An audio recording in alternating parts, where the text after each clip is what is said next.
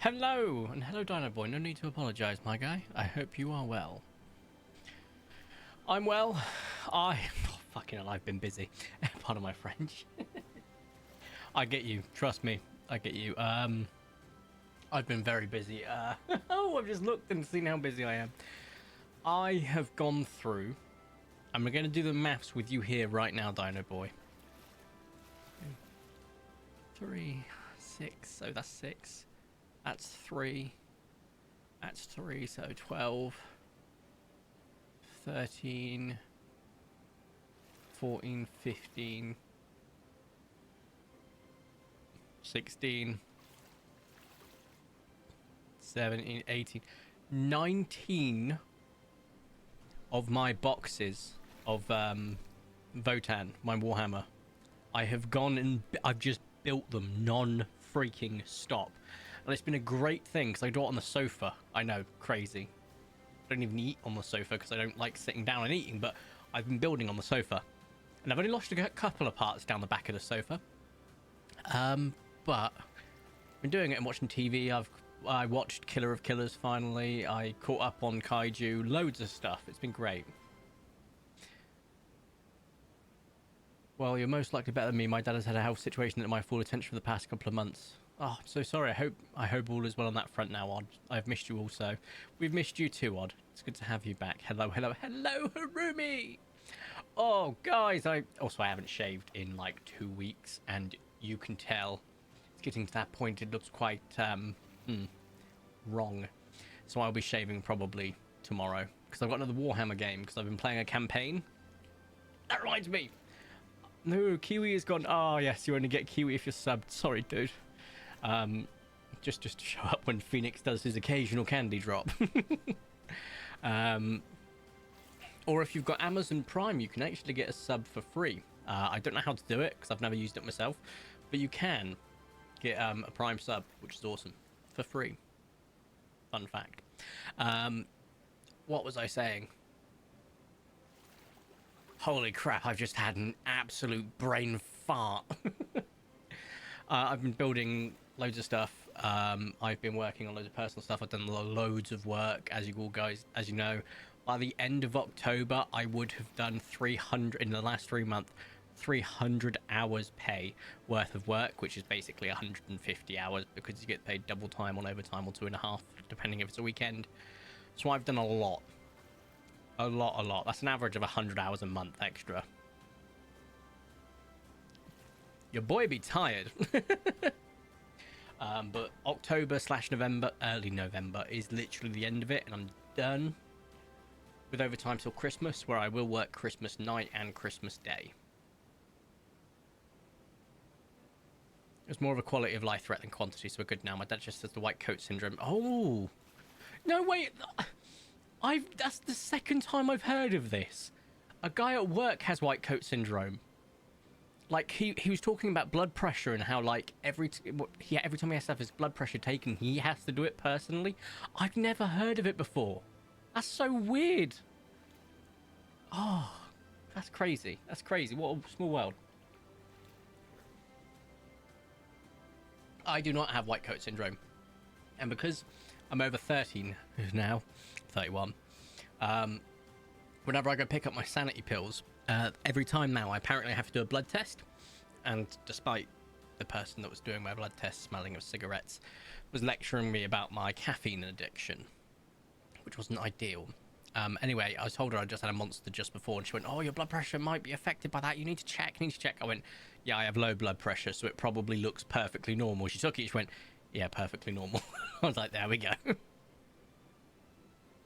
I mean, I'm happy it's over because his birthday is early October, and this will be a very vague memory by then. That is a beautiful way of looking at it.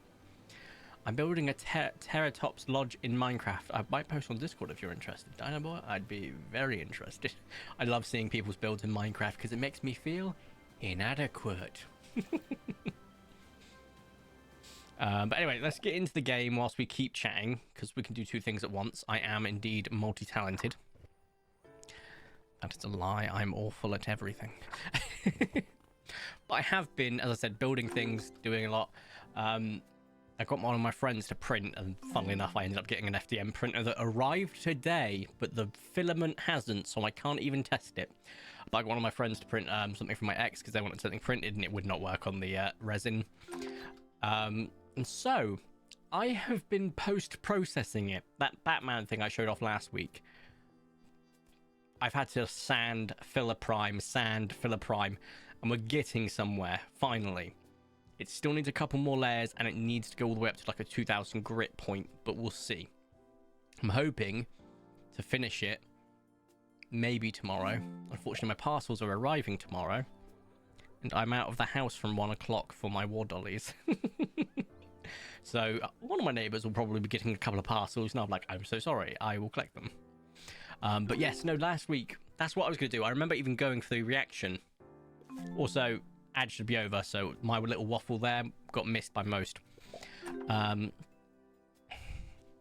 I beat my friend for the first time in More Dollies.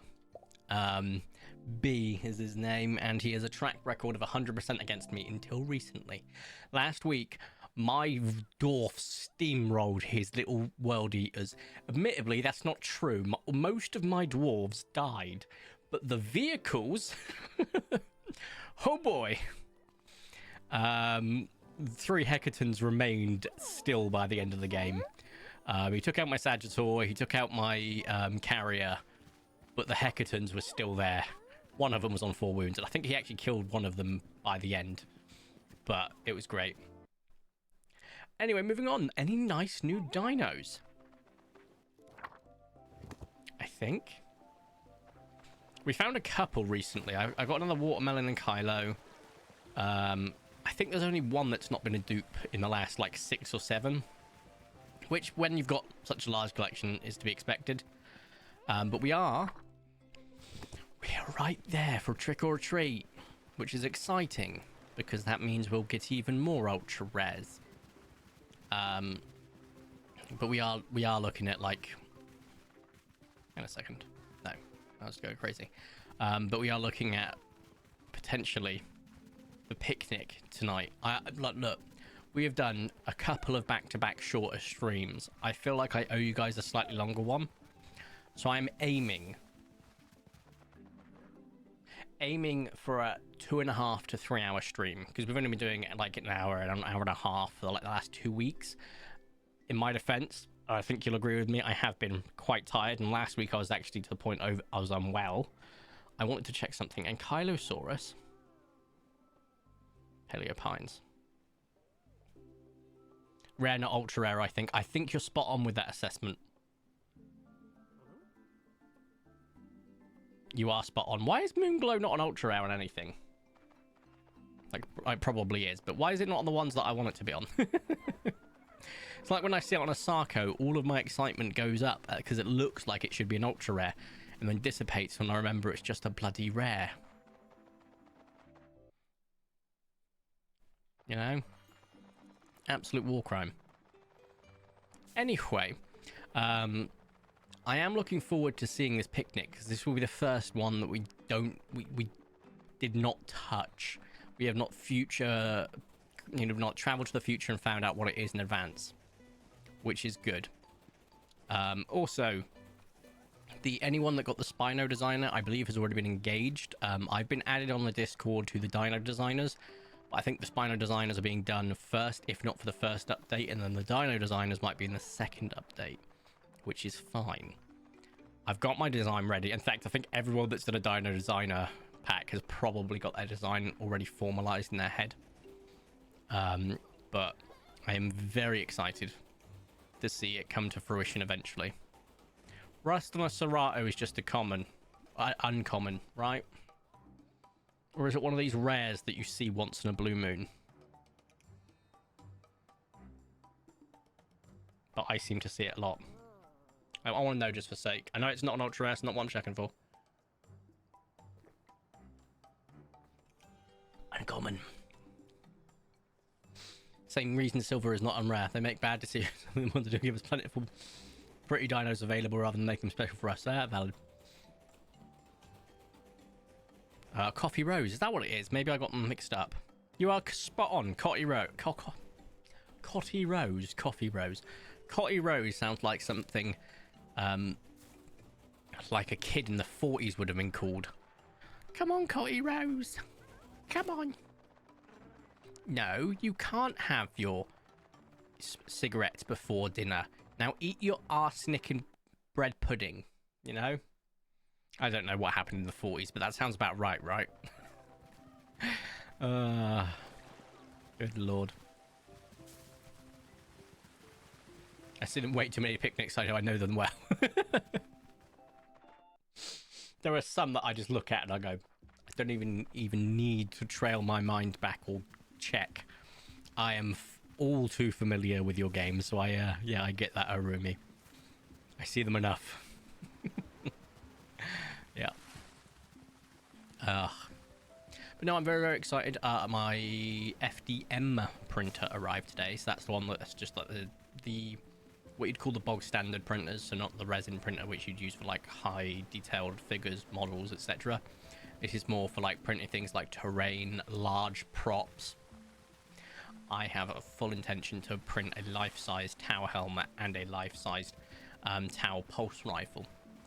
Also, maybe some other stuff for decorations. I'm thinking of a Mando helmet, a Red Hood helmet, etc.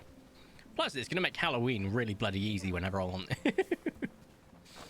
That's kind of great. Which is cool. No. Cool.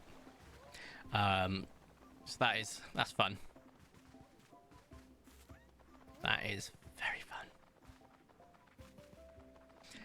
Oh, Rose, I see them so many times. Picnic. Sorry, my brain's just warming up still, we'll say. Right, 2 more days until picnic. Oh, could we finally get a picnic where, like, the tricksters were, like, really easy to find, like, preferably either Pippin or Marlowe, because that would be elite right there, genuinely. Just throwing that out there.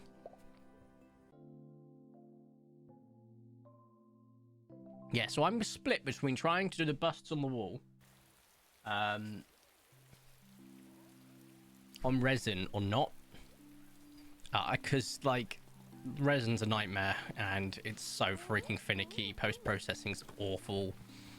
And if it's that big, you're not going to see the layer lines, especially if I do some post-processing. So I think that giant Dilophosaurus is going up there. I'm going to be fine with that regard. I think it'll be all right.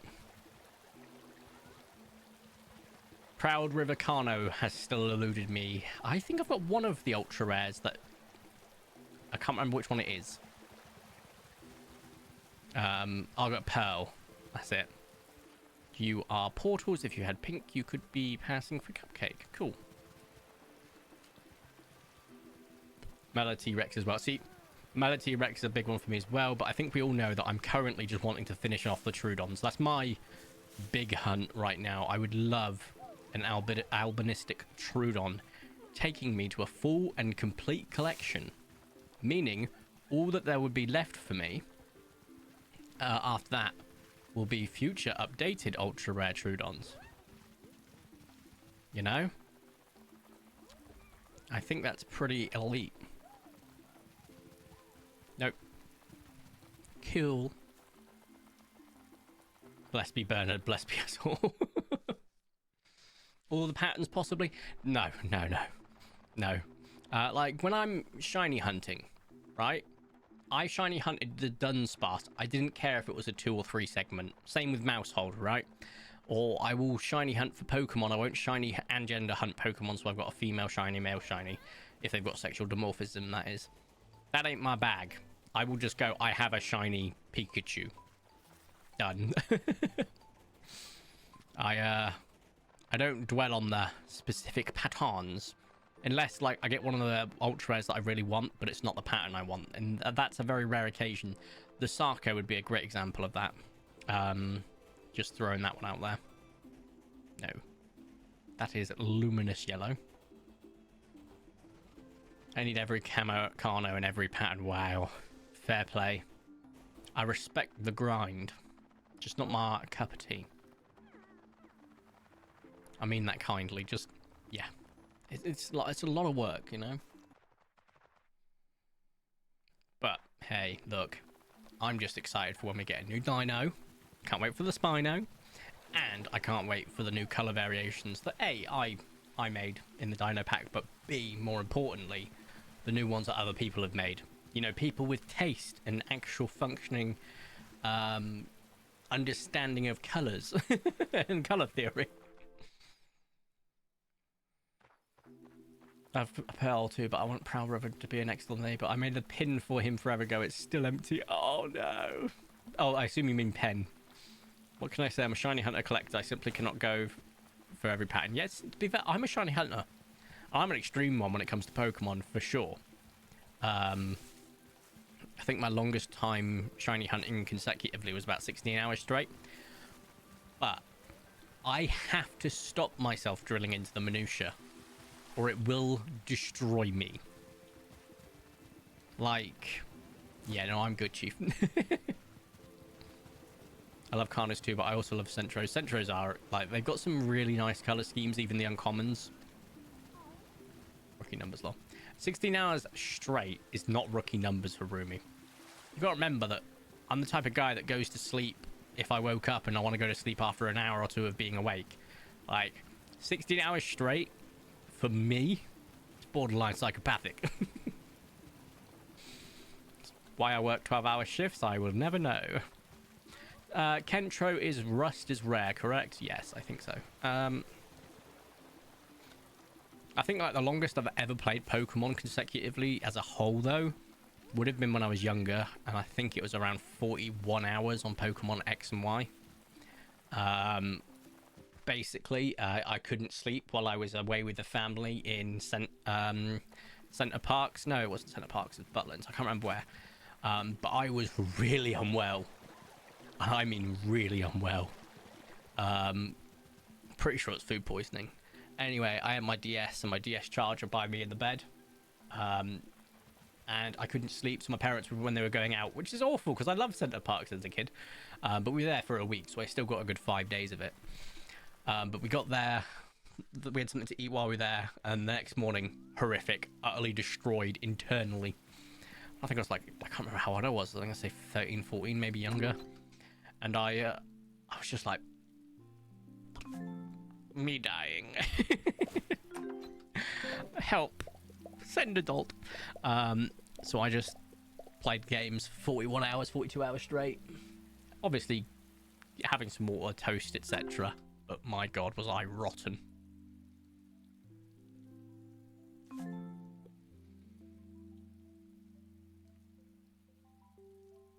Is it? No. Okay, wait. What did I ask if it was Kentro? Rust, that was it. I think it is a rare.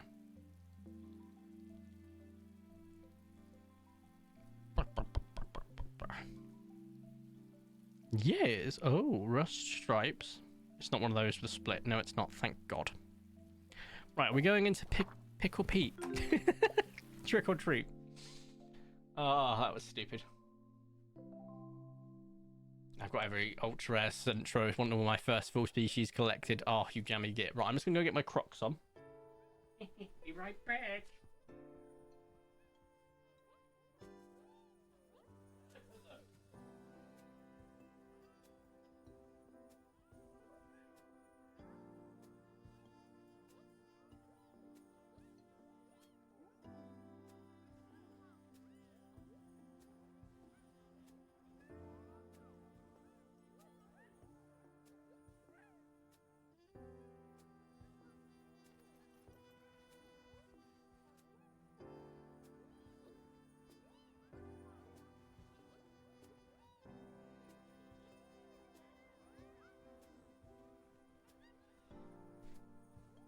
Right, I'm back.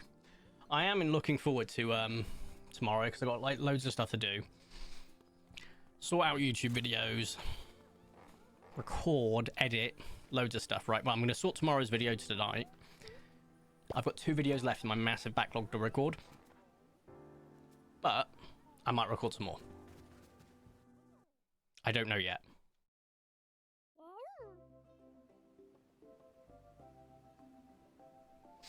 We will see. I don't think I need to, especially with Jurassic World Evolution 3 out next month. As long as that goes well, that is, and I enjoy the game, then yes, we've still got loads of content to be recorded next month. So I don't know. That's what I was checking.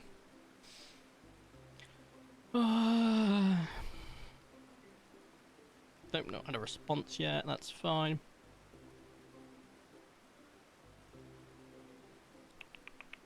Shh, where are we? No, okay.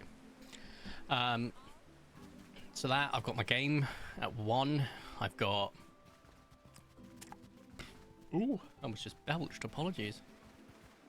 Pure red gummy worm. Don't see that too often. Cherry or orchid, I presume. And I presume rare. Yeah, no, so I've got that. I've got to sort videos out, got to record.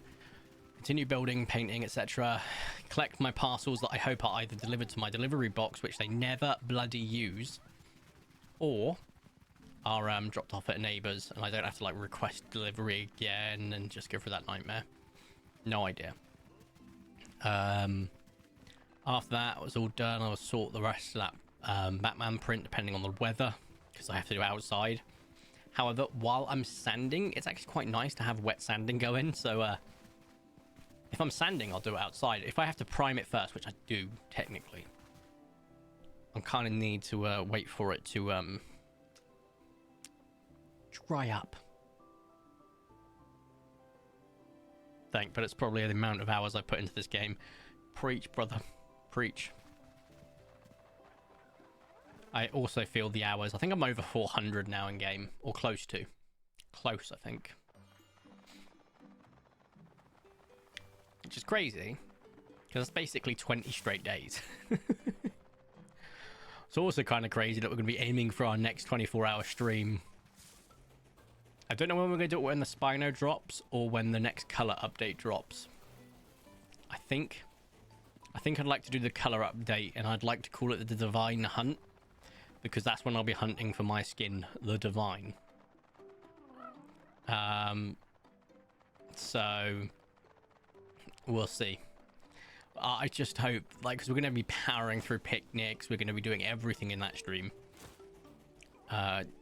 My plan for it would be to wake up, have some breakfast, preferably something like porridge or oatmeal, just for the slow release carbs, crack open a can of Monster, do some exercises, come here, start streaming, do a few breaks here and there.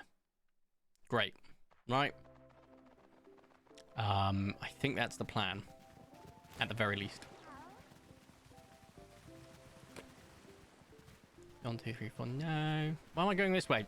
We've done this already. We're going in here.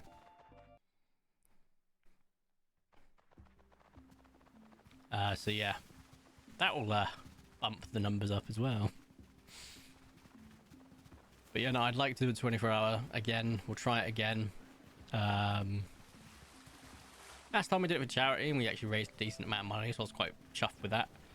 Don't know if we'll do charity this time, or when we do charity, we'll do a charity stream that's planned well in advance, so that we can do our best to raise some for charity.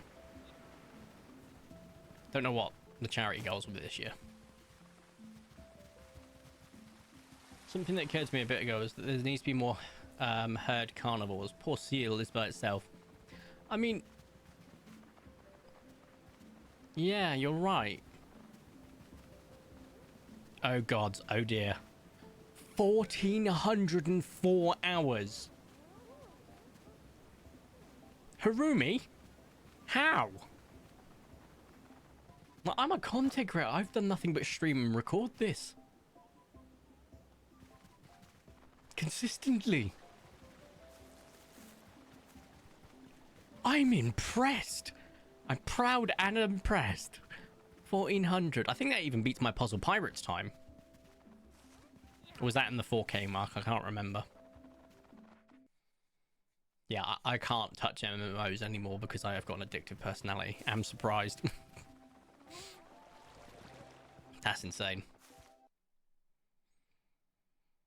But fair play. I ain't gonna judge. I'm more just shocked. Ah, Trick or treat day. They put in the work. It was like 500 hours when I started again this vacation, so, whoops. Yes, Harumi. Whoops. Right, let's get some super speed going. We are currently not even halfway through the day.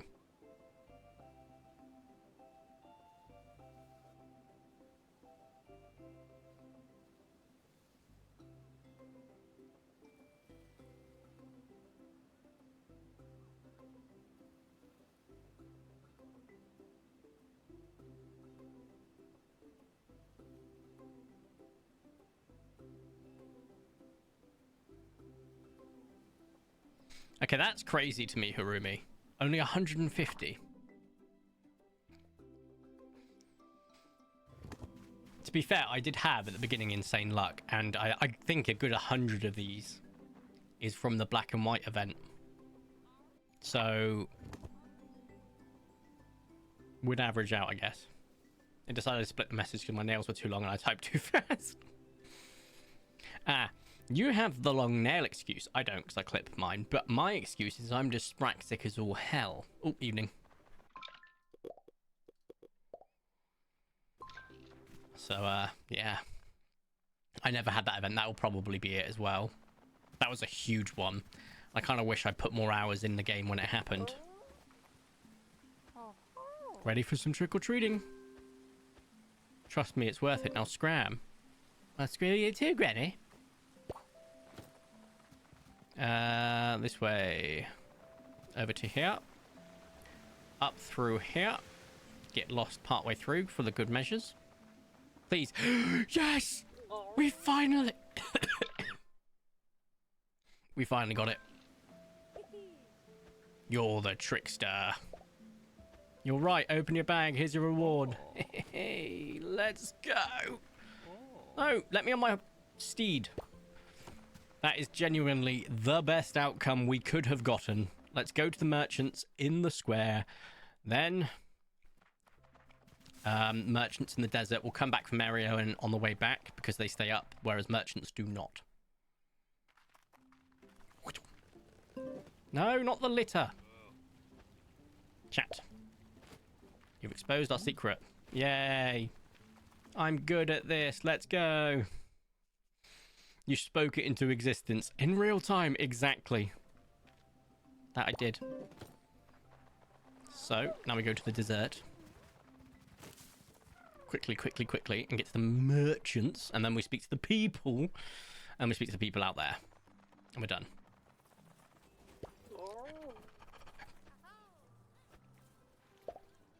You tricked the trickster. That I did. That I did.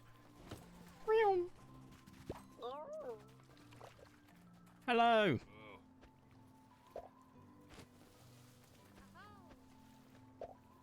Hello. Hello. Hey, okay. All the merchants are done now. So, let's go speak to Avery, Zaza, and Freya. Did I just call her Zaza? I am so sorry, Zara. Although that's a nice nickname, it could have been worse. Is Zar Pizza and Zaza the marijuana? I forget. Or is it the other way around? Okay, one day we'll get Irani actually there. And we'll be done.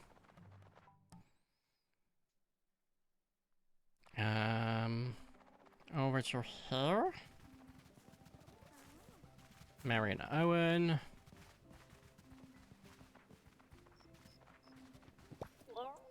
Then we'll take inventory to see if I've missed anyone. No, do not want to stay the night.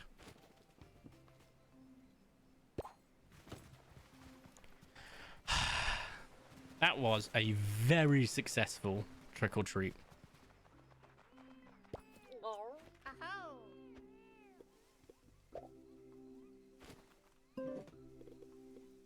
42, missing only 3 from Irani. That is it. And as that goes, ain't too bad. I think I must be getting close to like my overflow stack at some point, but we'll see.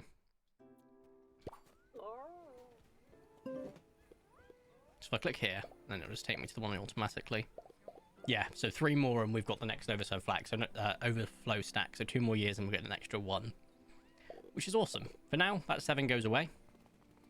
We go to sleep and we decide on what ones we haven't got yet. And I think we've not got any of the little guys, like Compy, Micro, Arco. Basically half the bloody forest. So we might go into the forest this time. I think that's a good plan. We're into spring or Triasia. With it comes certain changes, as we know. Numero uno. We're just going to get our checks done and do the trick-or-treat setup so that tomorrow we can get our new dinos. And then finally, we're just going to push on to the picnic. I don't know why, I can feel it in my bones. We might be getting a good picnic this year. Once again, this is not one that we've predicted in the past, or checked, I should say, predicted. We haven't jumped the date in the past and checked, is what I mean to say. So let's go with this. Goodness me. That orange paleo parasaur really messed with my head for a second there, which is wild. Don't forget the Oviraptors. Now, moving on. But yeah, no, kind of proud of that. Did speak it into existence. We'll take it. Perfect. It would have been a perfect... If Irani was there, perfect track record. I jumped 10 years before year 30 because of going back and checking picnics, and I got 2 ultra rare picnics. That's insane. Yeah, you've got very similar luck to me. Post the most recent update, my luck got shifted to shafted. It's definitely a silver, yeah. Oh, look. Rolling again. Oh, I could do with a drink, I think, in a minute. Some more Coca-Cola, perhaps. Mayhaps. Just to tide me over till I can have my second monster at 8 PM. Should be going to bed around 3 AM today, getting up for 11. Gives me plenty of time to get ready for the game. Also gives me time to check to see if parcels are coming, if there's any redelivery options, etc. Planning and all that. Next state of business to progress around the story and get it moving. I think it's not a bad shout, to be fair. I gave up on Avery's quest because the quest system sucks in this game. But Arani's one might be one we can just consider. Arani and Freya. They always have bad picnic luck for some reason, which doesn't make sense. They often find 10 ultra rares per year or something. That is crazy. I mean, you're not pulling in Laura's numbers, but still, I don't think anyone pulls in Laura numbers. Laura's luck is second to none. I often find that when people ultra rare hunt while I'm streaming, they get loads and I'm there like on nothing. And I'm like, I can feel my luck being stolen. But yeah, no, Laura's just got sensational luck. No. Oh, no. No. Had to check that Archaeopteryx 3 times. Oh, right, of course. Oh, no. Don't forget to put it in the right place. Hello, Mr. Megalosaurus. You'll be replaced tomorrow anyway. So it doesn't matter. I hope that won't create a Megalosaurus. I don't think it does, but hey. We also wanted compies and... Did we get it done on a kiss yet? I don't think we did. So... There we go. And then... Microraptor. Although if it rains tomorrow, this could actually screw me. I don't know. Should be alright, I guess. Right. Nope. And then goes to the compies. Alright, guys.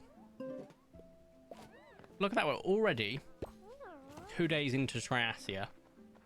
It's not even 30 minutes of the video. Got the stream. Not a bad record, that. Just seen the state of my hands from all the black filler primer I've been sanding. Good lord. You should be able to reset. Oh, I need to do laundry as well. That's another thing I have to do today. Hilariously. Should be able to reset weather by going back and sleeping into the same day again. Really? I did not know that. Because that could have come in handy a lot.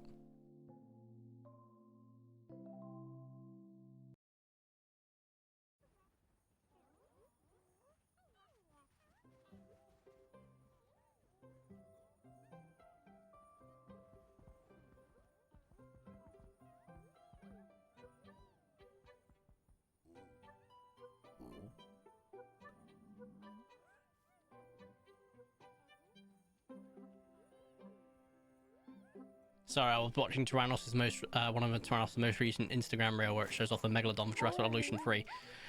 And slowly but surely I am becoming more enamored with the idea of the game.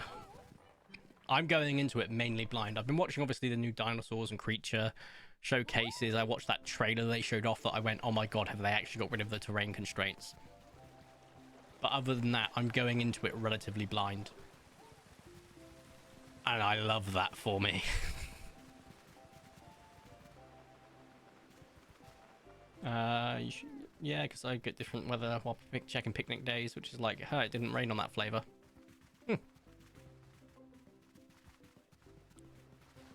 That's interesting.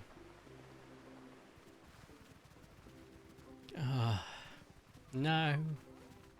Oh, got you all again. Ooh.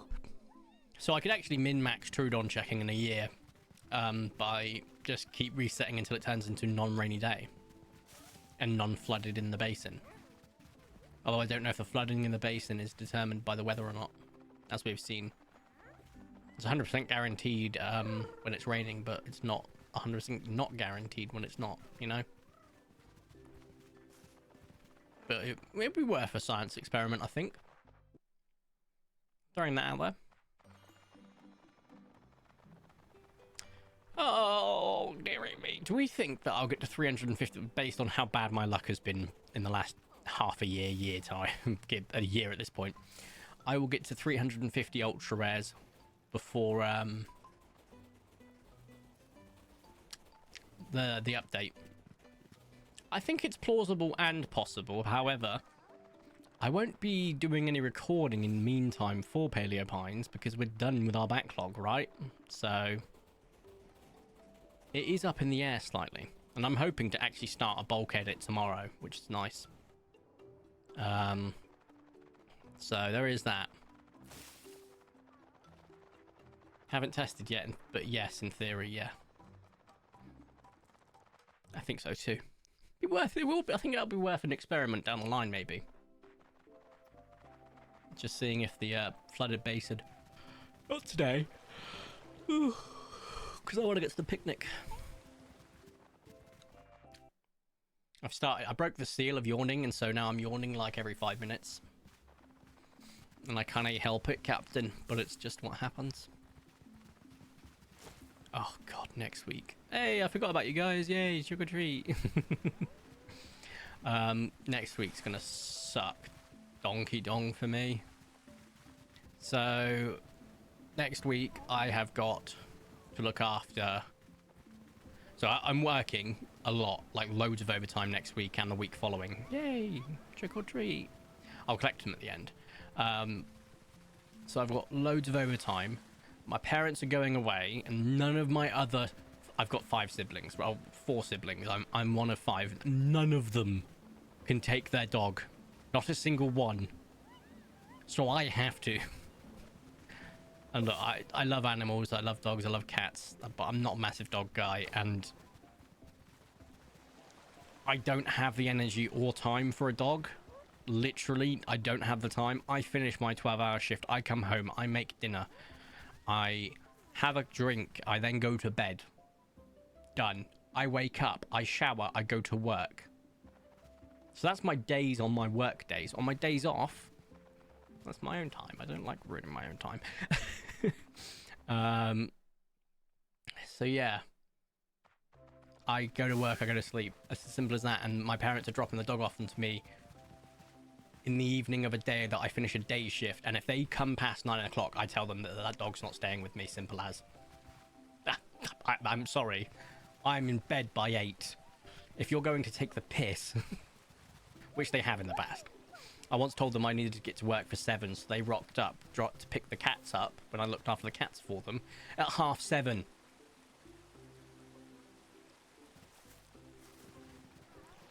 I love them with my heart, my family, truly. But they don't understand punctuality. It bothers me. Oh, the trick-or-treat ones. So I've got to look after this dog, which is going to be awful because the dog is a crate dog. That my parents have trained it, a crate trained it. I have a stance on that, but hey. So it stays in a crate during the day because it's a destructive little bugger.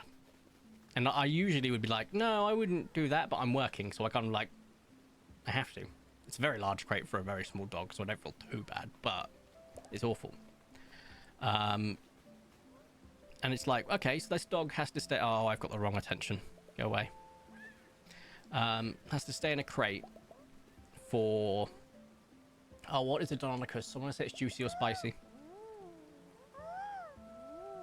For an entire 12-hour shift, right? I will probably go home on lunch and take it for a walk because I'm not an inhuman bastard. Yeah, I did think that was a bit too spaced apart. That's my bad.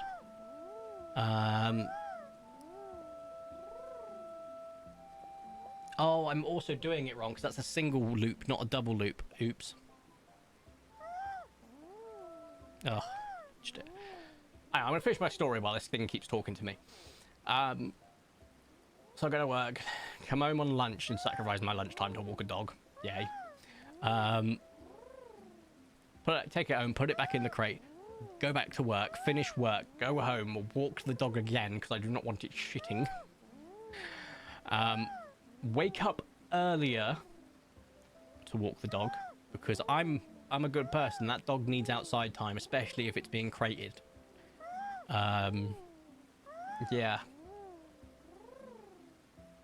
So I'm not a massive fan because that dog is going to be like that the entire time that it's with me because it's there from Thursday to Monday.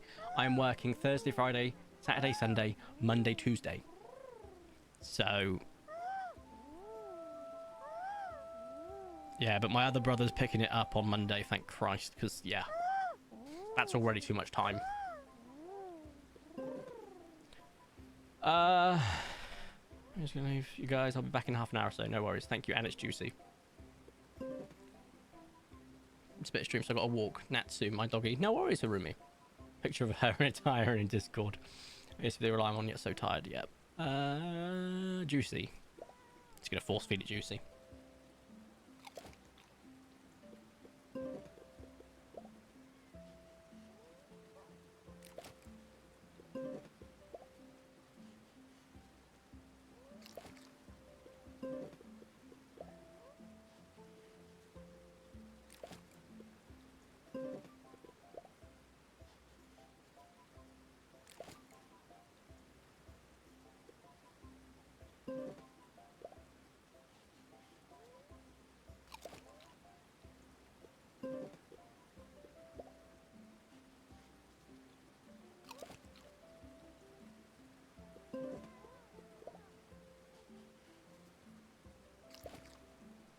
And I can't book any of those days off work, I've just realised. Because my friend's off work already. In his defence, he is moving house. That's kind of a massive precedent taker. But it does suck that I'm doing days then nights, so I'm going to be thrown for a loop. However, it does mean that transition from days to nights, that last day shift, I can, like, get so much done.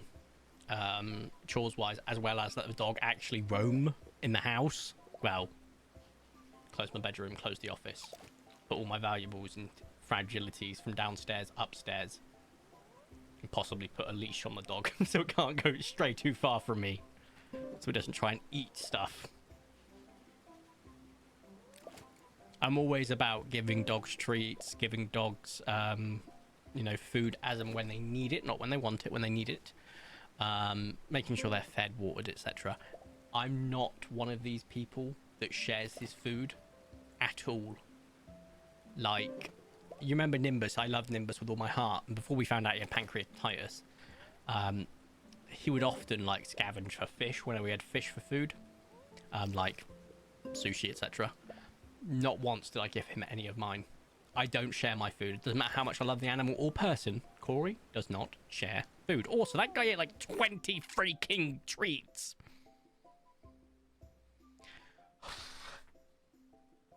I think I've got... No, I don't. I'm on a spoop.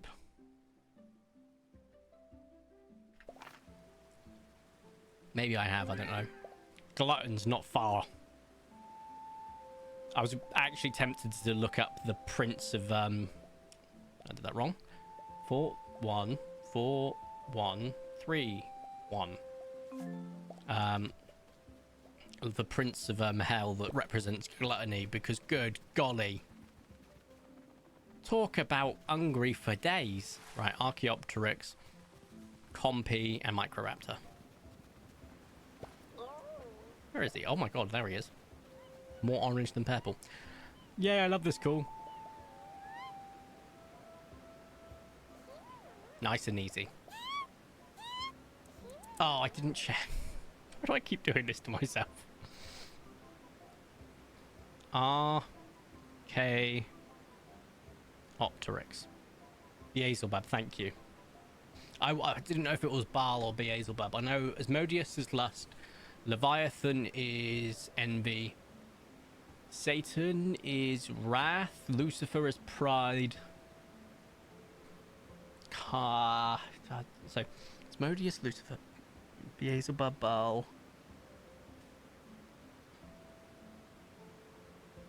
Lord of the Flies, yeah. I can't remember. Top of my head. I used to know them all. Oh, that's what I was checking. What were you? No. Fragrant. Cool. Time to throw as many of these in your gullet, despite them being bigger than you.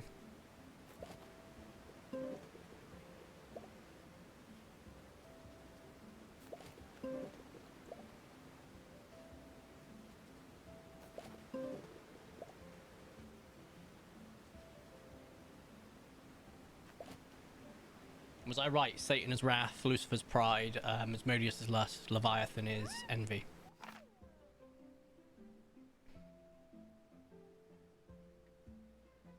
I have to make sure it's the capital S in spoop, otherwise it says Archeo's poop. Oh my god, that was a butchering of no degree there.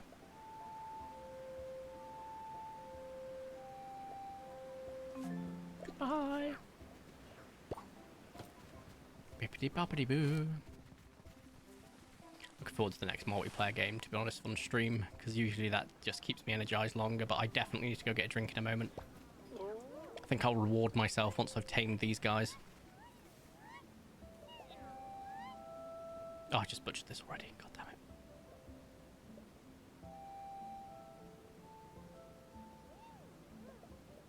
There we go. Mammon, that's the other one I couldn't remember. Lewis Pride, yep. Microraptor. Spicy. So it's in the light green. Hopefully this isn't... No, okay, I didn't get the 50-50. Leviathan's envy. Whoop, whoop, I remember that.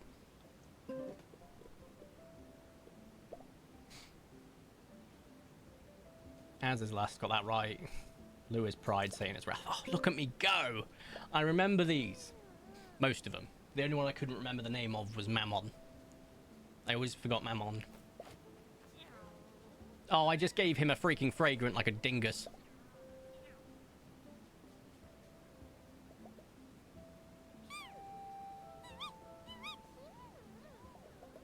Yeah, I think for the most part you were right. Feed. No, befriend. Spicy, spicy, spicy. Yeah, I want more Coke because... Well, I'll drink some water first, then I'll grab some Coke. So that I'm hydrated. And, I can... feel a bit more energized because Coke's got a little bit of caffeine in it, nothing major. meaning to try a new flavor of Red Bull because I'm usually a Monster guy, but there's a vanilla berry one that guy at work had, and it smelled freaking delightful. But I've not been able to find it yet. But I think I know where to go to get it. I'm going this way because it's easier to get to the compies from here. There you are.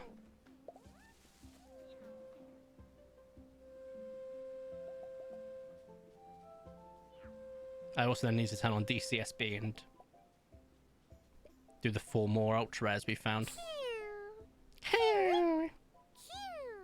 Compy. Compsagnus. Tender Discoverer Earthy. Very well.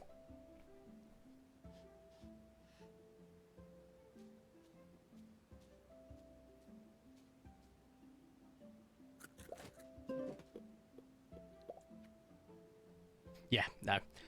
I do recall a lot of stuff I learned in religious studies. The only reason we got taught that is because we asked to be taught about it. We had free religious study sessions every now and then, and people would request either help with their studying for the exams coming up or just different subjects. The ones I requested were Taoism, not satanic as such, but talks of occultism. So that's where those 7 came from.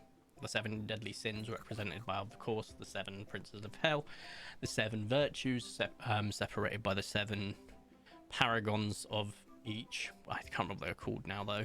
I think they weren't archangels. I can't remember. They might have been archangels. With the 7 paragons.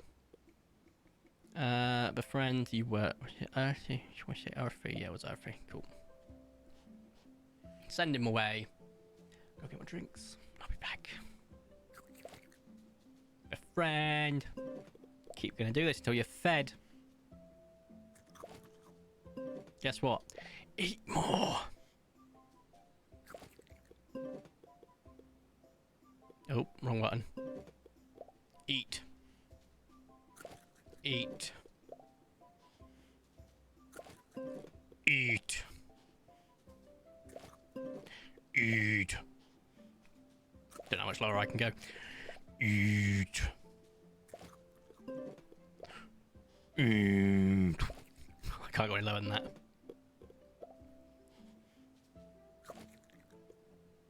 Good goodness. What? It's like nearly like 15, I think. How is someone like... This little shit has eaten quadruple his body weight. Comp spoop.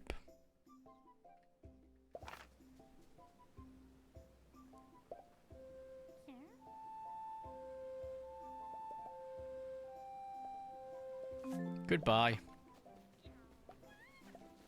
I was about to say, where is Nimbos? There we are. Right. I'm going to go get my drinks. I will be right back.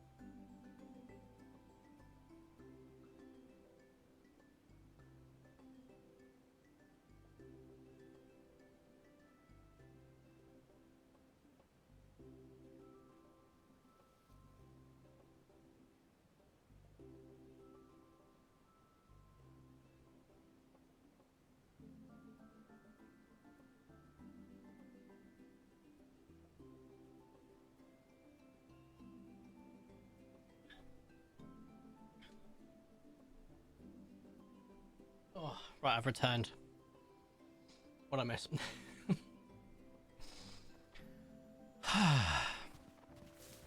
Ready for bed.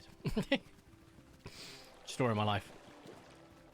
I've still got another... Ooh. 6 plus 4...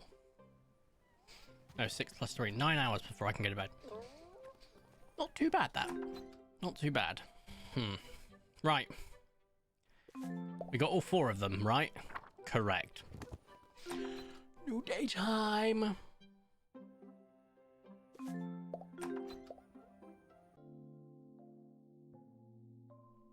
So, if in an hour, right, we went from the 16th to the 3rd, no, it was less than the 16th, it was the 13th, to the 3rd, that's 8 plus 3, 11 days.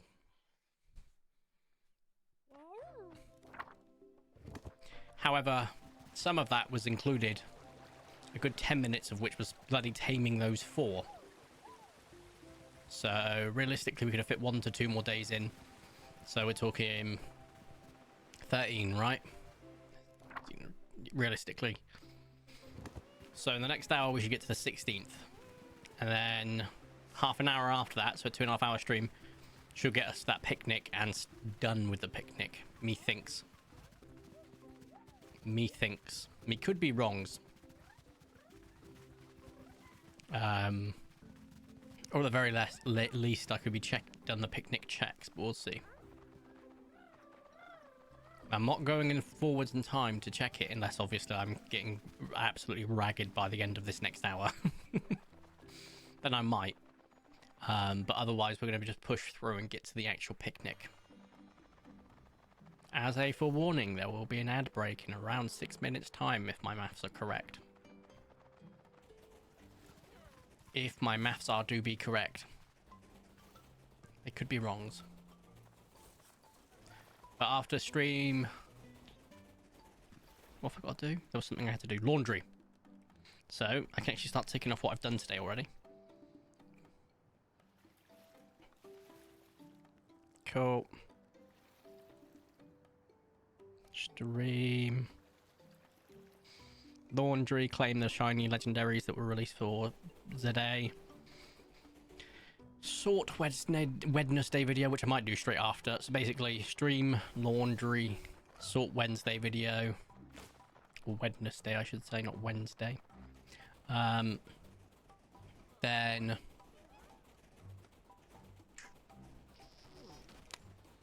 build Votan. I've got a total of 15 models in 2 boxes left to build, and then I've built 20 boxes of models into like 3 weeks, if that, which is insane, especially with the amount of work I've been doing. And then I can paint them all bit by bit, which I should hopefully get a decent chunk of the way through them by the time my shelves arrive, which I think they'll be arriving next month at some point, because I've got these very nice industrial, almost steampunk style shelves coming for my living room, so that I can have them as a display point for models I've painted, models I've built, etc. And I can separate them in armies, which is going to be really nice, because I can see my full forces basically, and it's just like a great little nerdy display point, which I'm excited for.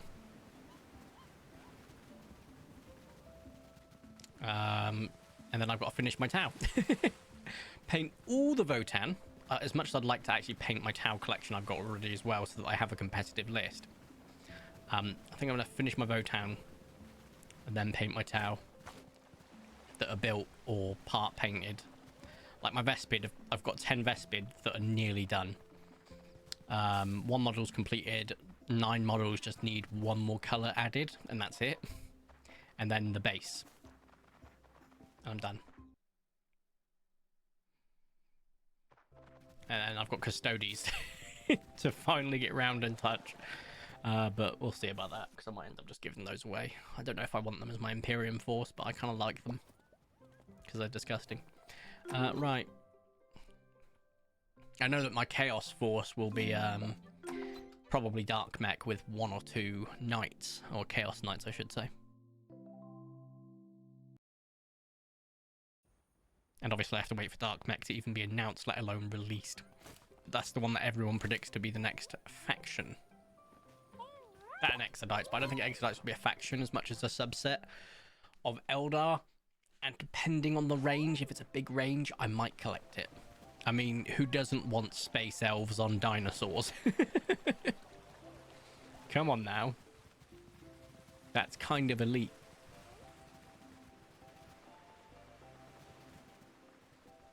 We'll see.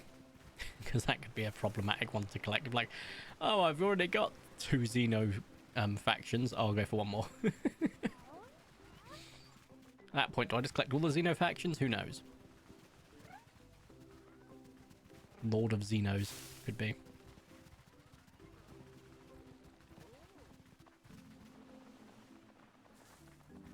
And then I've still got my Rayquaza to finish painting, my dragon to finish painting. Although the dragon is most of the way there. It's just literally finish the silver, do the eyes, and done. That is it. Done. Oh, and the base. But the base is... I need to get wet wipes and just paint a marble effect on the base. And we're pretty much there. And I don't know if I'm going to do Kintsugi on it or not. I might. I think that could be quite fun. I don't know. Or maybe use some gold fleck instead. That could be a little better. Maybe I could just go for a black base with just like gold lining and gold fleck. Who knows? Whomst knows? Not I. No. I saw someone painting the same dragon I've painted, but in Spyro way, and it looks so cool. To the point I was thinking, oh, maybe I should print a second one painted Spyro. And I was like, no, you've not even finished the first one, Corey. As great as it would look, because it would look great. But, yeah, I've just been enjoying painting, building, just chilling. And catching up on shows as well has been huge. I wish I could get Peacemaker Season 2 over here in the UK. I'd be watching that if I could, without having to sign up for Now TV. I'm not doing that. And then... Or I might sign up for it once the full season's out. And then watch it and then just cancel my membership. And then I will actually get round to catching up on my backlog of games.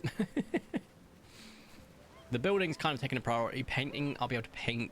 Once I get bored of painting for a bit, I'll just play games. Then I'll go back to painting, etc. But we'll see. I've got loads of backlog. I've got a massive backlog of games. I've still not done Expedition 33. That's near the top. Obviously, the new Pokemon game, the new Digimon Time Stranger is out next month, and I can't wait. Of Hollow Knight and Silksong. I've got a massive list of games to get through, so no shortage. I caught up on One Piece in my downtime. Oh my god. I've still got to start One Piece. That's going to be an ordeal. I remember being 6 or 7 and watching One Piece for the first time. I think it was on Jetix or Fox Kids. I can't remember which one. We got it on Sky in the UK. And they had One Piece. They had The Big O. I can't remember. I think it was Cardcaptor Sakura. I don't remember. But the actual opening was, whoa, we're going to Shinzo. That's all I remember from that opening. And I can't remember what that bloody show was. So we're approaching 1,200 episodes. And I remember when it had like 10 or 15 at most.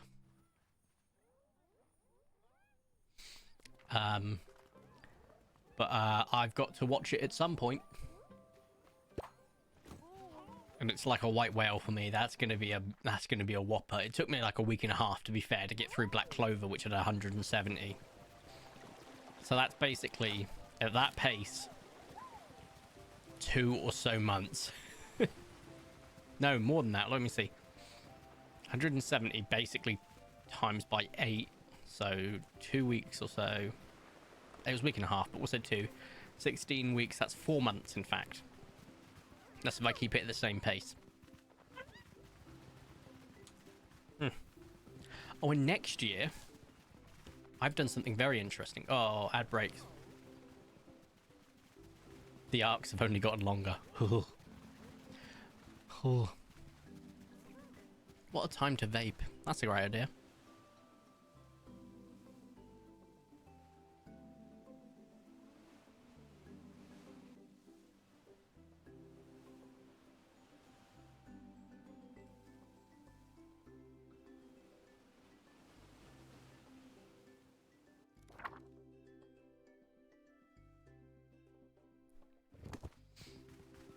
For the current, they purposely broke it up in 3 parts. Oh my god.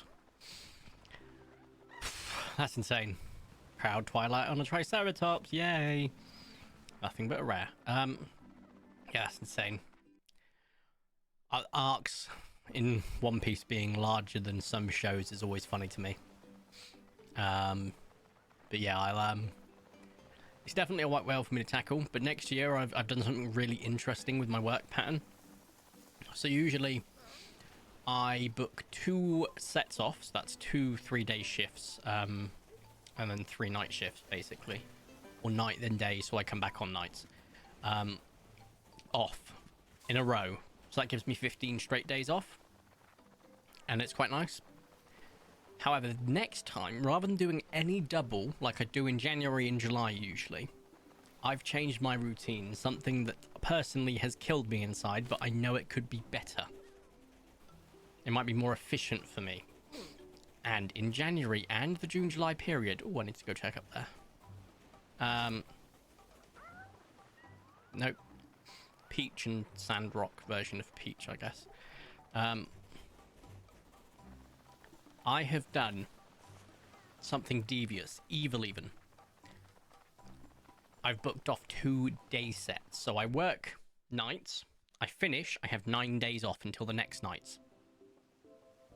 I finish, I have 9 days off. That's amazing to me. And I've made sure every set I've booked off next year has been day shifts, because I hate day shifts with all my heart. I prefer night shifts. If I could work only nights, I would. But I worked out that I've spent like 270 hours next year, which is my cap plus 30 hours paid for out of my own pocket, that I do every year. And yeah, safe to say I'm definitely getting a lot out of it, because I will be just booking day shifts, and effectively in a year we work half the days that we work, because that's how shifts work. We work half, right? 3 on 3 off, simple as. It's half. So on that basis, if we only work half, that means 180 days we work, half of which will be days, so 90. I have booked 27 of them off, which means I only have 63 days that I'm working, which is still, 21 sets, which isn't great, but I have shaved it considerably, by a good, I want to say 10 shifts or so, 10 sets, so I'm happy with that.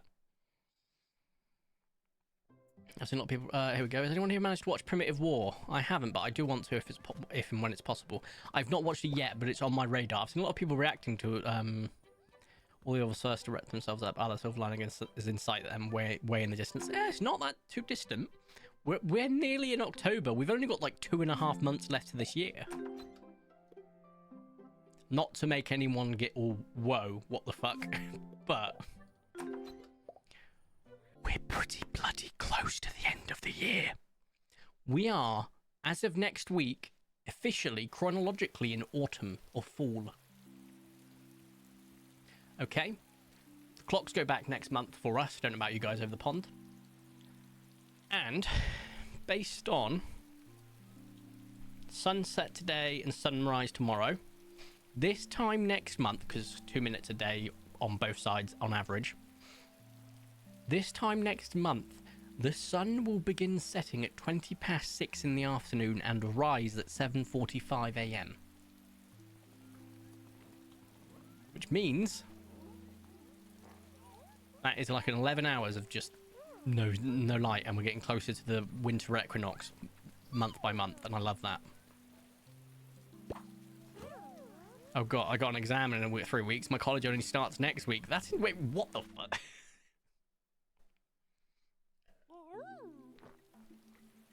I'm sorry, I had to take a drink on that. What? How can you start college and then 3 weeks later have an exam? Unless the exam is, what did you learn in the last 3 weeks? It's a joke. Like, if it was an entrance exam that when you get there they sort you into, you know, classes or sets or whatever, fine, I'd get it. But it's not, because it's not at the bloody start. What the fuck? And we only get 4 classes apparently for that subject. It's pattern instruments. What the fuck? Oh, I'm so you only have 4 classes for it before the exam, or you only get 4 classes per term? Either does not justify a 4-week into exam. Neither of those do. That's actually baffling. Also, 2 cupcake stirrers and a moon days. Cupcakes are rares. What is moon days or whatever it's called? Stirrecco. I feel like their ultra rares aren't that unusual, if you will. Yeah, so you have the lesbian, trans, so you have lesbian flag, trans flag, pearl, albino, melanistic, and you are none of those. No, Spore, 4 classes for this specific subject. Some we get more. I actually write a subject where we had 0 classes and it was fully self-study. Harumi, I mean this in the politest way possible. Tell me that that is not a paid-for course. Tell me none of those courses cost you money. And preferably none of them cost the taxpayer money. Because what the fuck? Oh, we're gonna make you do a thing that you don't... that's just like... That's the future of laziness from capitalism in a nutshell. Like... we want to make people pay for education because we're a bunch of... Word I won't say because there are ladies present, and also it's an instant demonetization. But it rhymes with punts. Because we're a bunch of punts. Let's make it so that we don't have to pay a lecturer. Or pay for people's safety whilst they're on site. It's fully self-study. Yeah. Let's do that for every course. And let's charge them $30,000 a year. I hate with all my heart how corpos are injected into daily basic commodities and point of life. Like healthcare, infrastructure, education. I personally think 2 things should happen. Number 1, make it illegal for corpos to do so. Oh, it'll remove the investment. No, the tax money goes into it, and if the corpos aren't going to pay for it, they're going to pay their taxes properly and make tax evasion and tax avoidance illegal, with CEOs, COOs responsible, and will go to jail if it's been their court for 10 to 15 years minimum. Secondly, I'd make it compulsory for any CEOs, COOs, or CFOs to take a psychopathy exam before they get the role, and if they don't pass it, then, well, they don't get the role, and they get some considerable jail time for trying to get to a position of power with effectively narcissistic personality disorder. Can you tell I'm very anti-cap? Look, Cyberpunk did not indoctrinate me, the world did. Although I like the term corpos. I did steal that from Cyberpunk. It's a lot of fun. Like every other phrase in that game is cringe. Like Tooms. Okay, I like Preem too, actually. Preem's good. But Tooms is just weird. It sounds like I'm trying to describe like a new yogurt product. It was also our largest subject of the term with 2 books together, which were over 600 pounds. We do pay for it.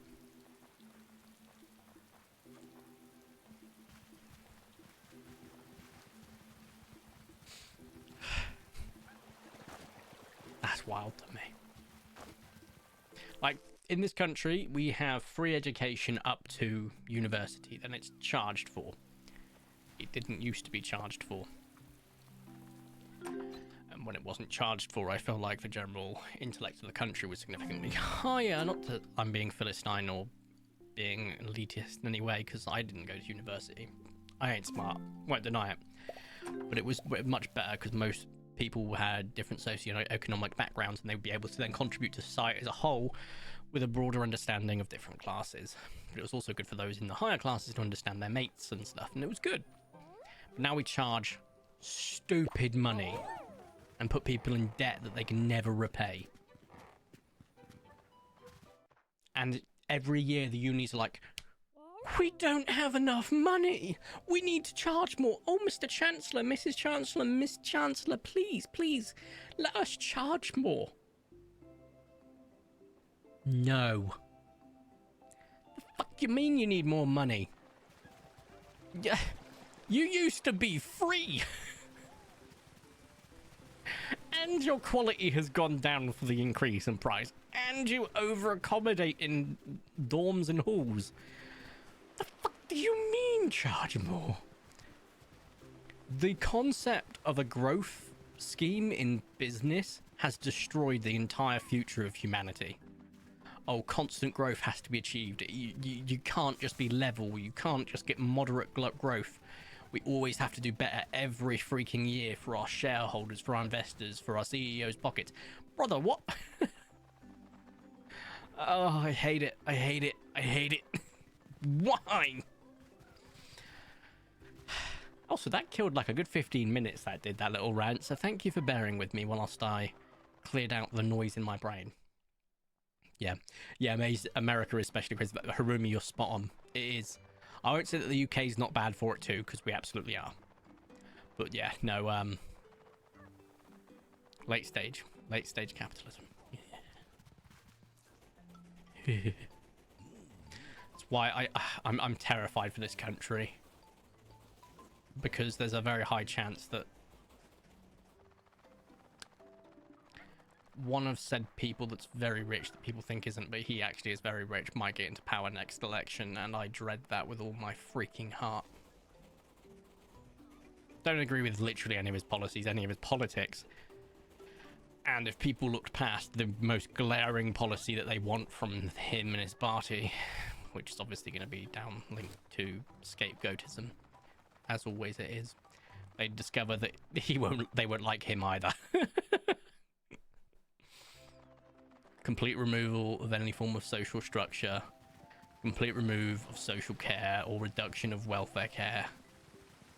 And a lot of those followers might also be within that bracket, and I have no idea why they're voting for it. I used to be very, very vehemently, I wouldn't say toxic, but very charged, and I used to be like, oh, they're salt-loving slugs, in an insult way. But I think getting older, I've matured to the point it's like, nah, you know, they've not been brainwashed, but they've been given an easy, identifiable scapegoat for them. While I can't respect it at all and think it's awful that they've taken that manner, I understand the route that got them there. And I think that's an important part when it comes to understanding just modern politics, is just to understand your opponent. Don't ever have to empathize, especially, like, I'll always be on board with having different opinions to my friends, absolutely. Different politics. The thing I draw the line on is I will not call you a friend if any of your politics invalidate the existence of my other friends. That is as simple as that. I used to have a homophobic friend, and as someone with many people in my family that are LGBTQIA, I was no longer a friend, pretty close. I just don't like it. Anything else you want to discuss, like the socio-economic purpose of fucking private versus public infrastructure? You're still a mate, even if you think private's better. I think you're wrong, but you're still a mate. That's as simple as that. Mine is currently 350 per month. The lowest in those cities would probably be around 1k a month, and you get a square with a bed, and that's it. I got my own private toilet and a shower. That's insane. That's crazy. I don't want to go to numbers too much, but where I live, not super close, but relatively close to London. So because it's got like a through track for a train from here to London, basically, the prices are higher than say other areas in the area. And as a result, the prices are higher. I have a 2-bed house. When I bought it, it was just over 200,000. When I had to get money withdrawn against the house to pay off the ex, to take them off the mortgage, 260 something thousand it's now valued at. That was in 6 years. That is an insane value jump. Let me tell you, that's insane. And having to then go, oh god damn it, that means I have to borrow pretty much quite close to the top for that. That's annoying. It's insane. But yeah, mortgages aren't cheap. Houses aren't cheap. Jeez, yeah.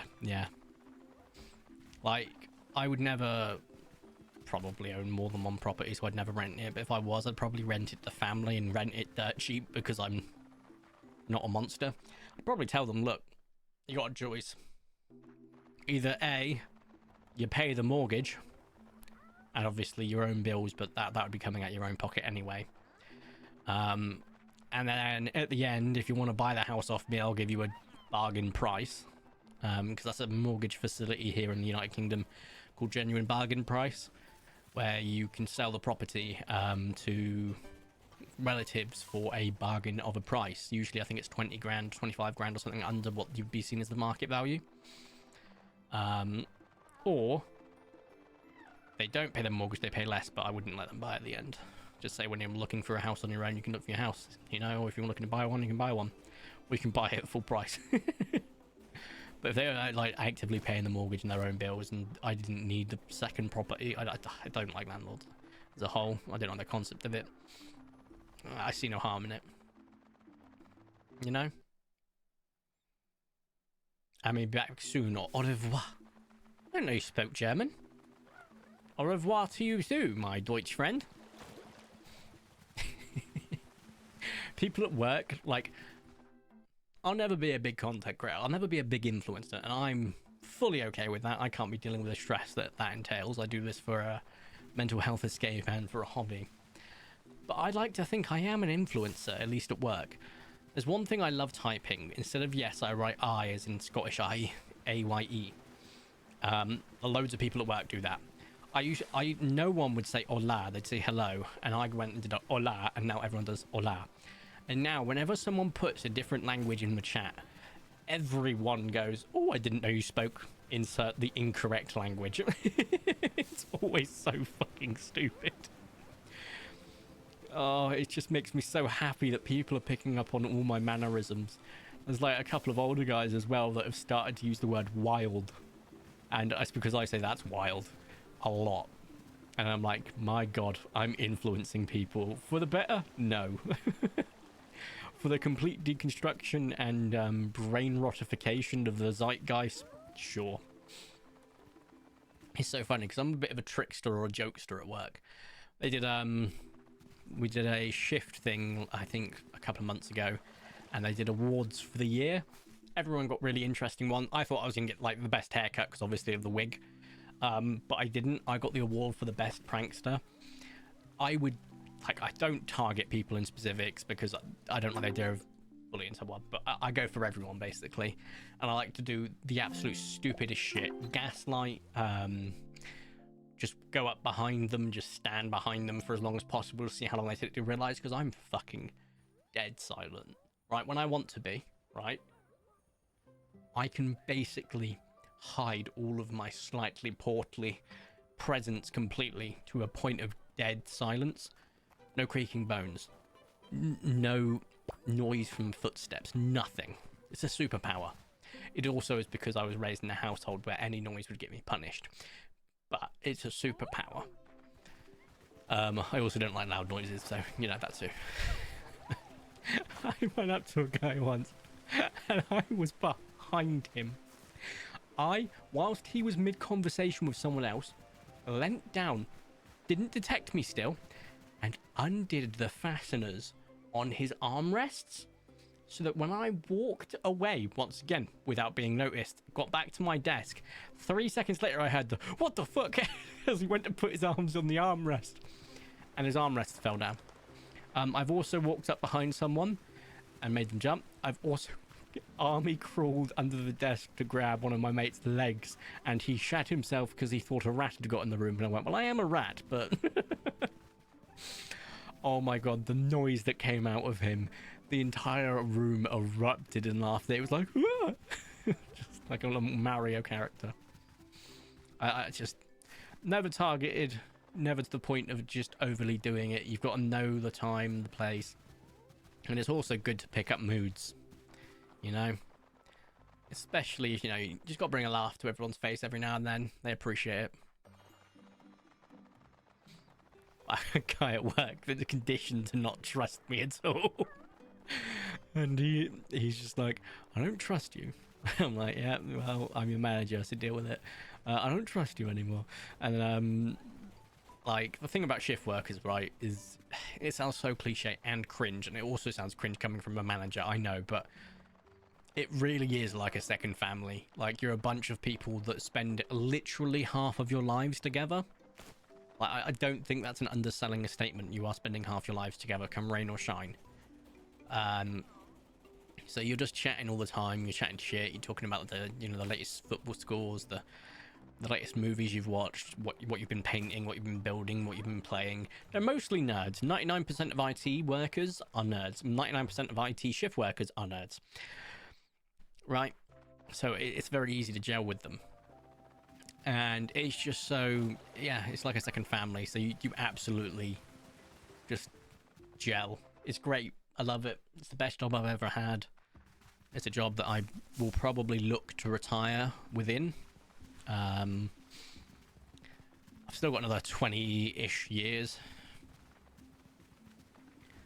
I don't know yet. That's if the jobs don't ever get replaced by AI, as they talk about replacing all jobs. The only time they should ever replace all jobs with AI is if they're going to give us all a social benefit of some form of just universal income. Otherwise, the economy will crash and it'll be a stupid idea. So I don't think it will ever happen. But then they just probably make it so that the most menial jobs that they could keep us controlled within would be paid. Oh, you used to work in research. Don't worry, we got AI for that. How would you like to work on the front lines for the great Corpo War of 2027? You know? But I just want to retire in my job. I love it. Just don't even know when I'm going to retire, to be honest. I always plan to retire at 70-ish because that's the usual in my country, like in the UK. 70 retirement. I think we get retirement as a man either at 69 or 67. I can't remember. A state pension, right? Private pensions you can withdraw from 57 years old. My pension at 57, and if I've got any extra savings I could go earlier, is looking like it's going to be all right. So I could retire at 57. Do I want to? I don't know. Still 26 years away. Like, arguably, I'm halfway there, but I'm not. People always go, oh, you're halfway to retirement. No, I'm not. No. I entered the workforce at what? 16, 17, 18? One of those would have been correct. I can't remember when. So technically, I've only been in the workforce for 15 years, and I've still got another 26 years. I'm not halfway yet. About 3/10, 4/10. That's a big thing for perspective. Like, yeah. If retirement's still a thing by then. Oh, it will be. In some form. In some form. I genuinely think the destruction of the social platforms and the social sort of like stuff that we have access to, such as retirement, healthcare, etc., would genuinely cause a revolution. very similar to the ones in the French history. So I don't think they'd be that stupid. I think deconstruction of those sort of setups need to take decades, if not like centuries. I was going to say millennia. Otherwise, they risk just getting like a hot-cold reaction from the pan and they're into the fireplace. You know, the French invented this really great contraption for when nobles got out of place. I forget what it's spelled or how it's said. I'm not saying it because Twitch in terms of service. But I believe it goes up, then it goes down, it makes a noise. I could be wrong. Look, I'm not going to keep, you know, talking about the spelling because heads will roll. You know? Oh, goodness me.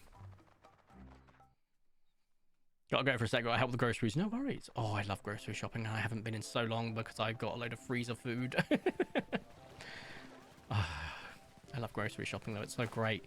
Like, what do you mean I can't buy 18 tubs of Biscoff?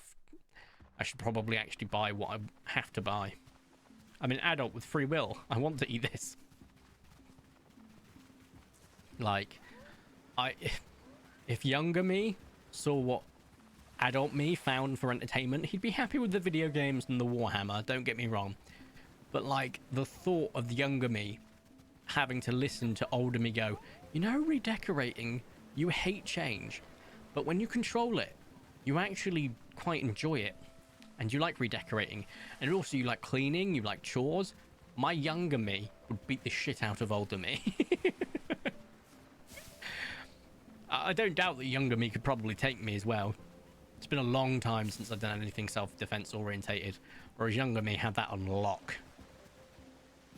Was in the reserves, got mugged, learned self-defense, forgot self-defense, is now adult and slightly larger. Very larger. So, yeah. Younger me could kick older me's ass. I don't know that. But, I mean, it depends how young we're talking. Like, 13 or 14-year-old Corey was stick thin. I'd snap him in half and fold him into a paper crane. You know?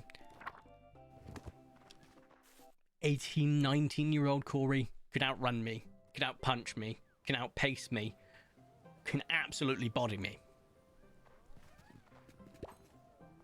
And toddler Corey would probably just eat me because I was a very fat child. Very. I used to eat meatballs and super noodles by the mixing bowl.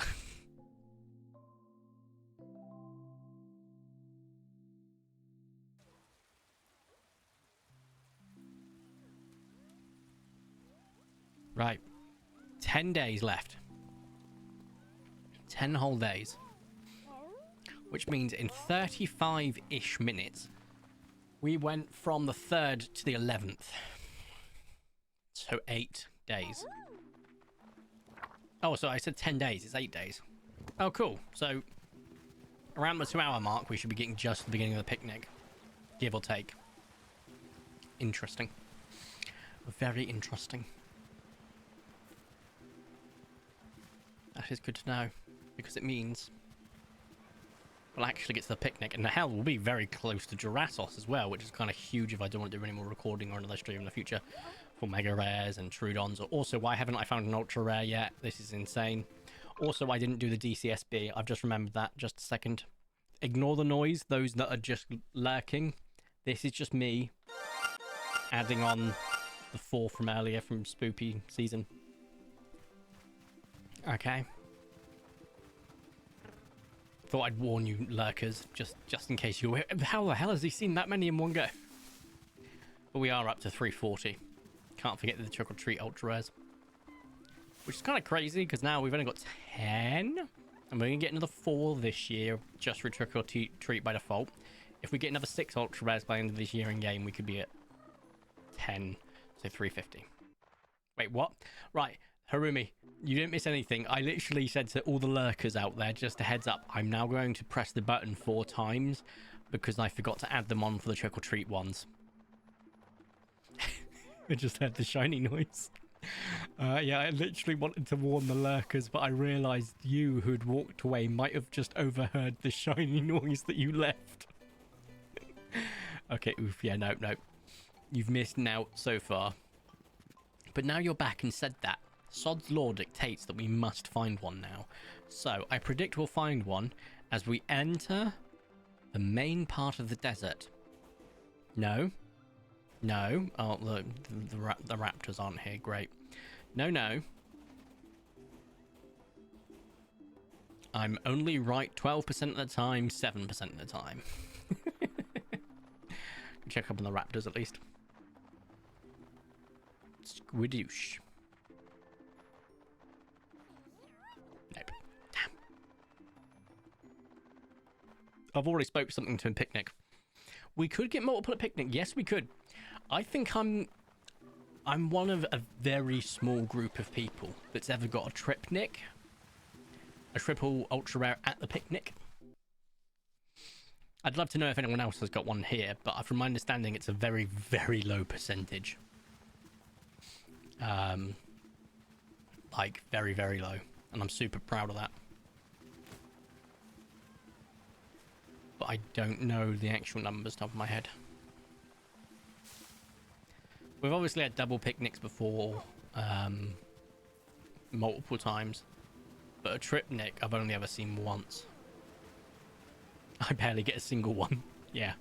Don't worry. Nowadays, same. But I remember it was the first, we had 4 years, nothing. Right? No, 3 years, nothing. And then year 4 was a double. Year 5 was a triple, which means we still got an average of 1 at a picnic per year, but only 2 of those years had an ultra rare at a picnic. I found that hilarious because it was back to back and both of them were super lucky. But then we went like 6 years without an ultra rare.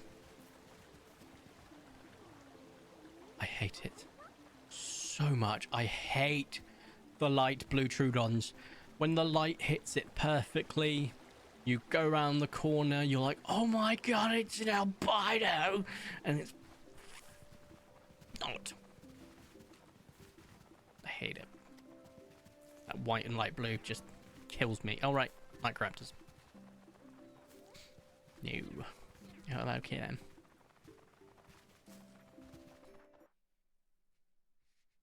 That's why Proud River is just better than just better than River. Yeah.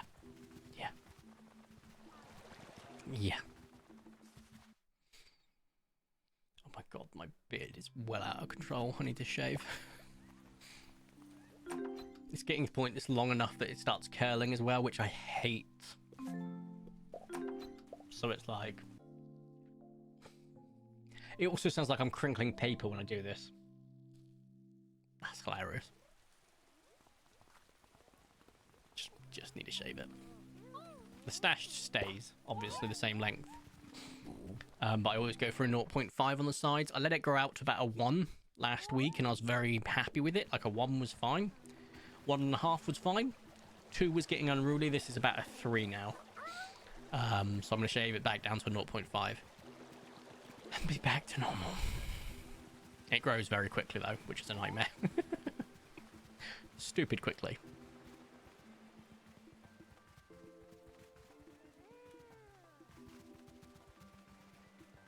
Reminds me as well, I wanted to mention something about groceries arrive. I found an English book in our stores, pretty rare though, less from recent years, but still certain to find ones.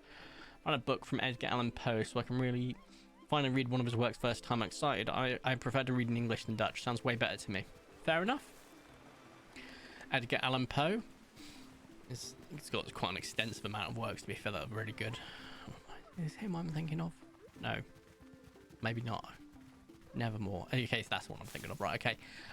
Edgar Allan Poe was I believe, the inspiration for Corvus Corax in 40k. Leaders of the Raven Guard. And obviously all their subsequent successor chapters, such as the Raptors and... they had something else. It was one of their successors, and I can't remember which. Maybe Garcarodons? I got The Fall of the House of Usher. Oh. Wait, that's very interesting. I didn't know Edgar Allan Poe was around in the, for the last 20 years. How does he know about Usher? That, ladies and gentlemen, is what we call in the business a dad joke. I'm fully aware of that work. I'm also fully aware it's not referring to Usher, the musician from the last 20 years. I know about Poe being in Bungo Stray Dogs, but I've yet to read his books. Poe's a fascinating character. Significantly less of a problem than H.P. Lovecraft. Significantly. Good lord. I was about to say. Good. You did know I was joking earlier about the House of Usher. But, like, a lot of artists died closer to today than we realise. Like, genuinely. Just checking who it was. I can't remember which one. When... Do not Google this. Okay, none of you Google it and tell me the answer. When did Picasso die?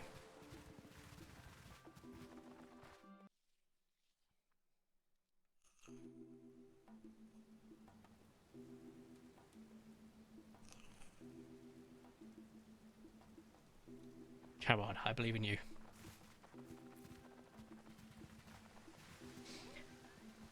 Harumi, you're a little off. This will shock you. 1973. He died the year after my mother was born.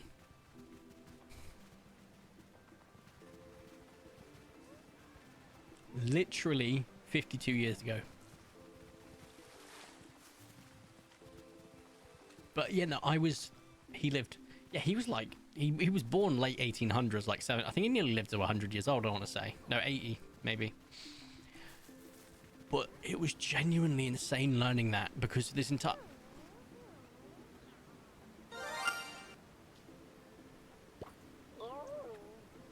That is an albino Archaeopteryx.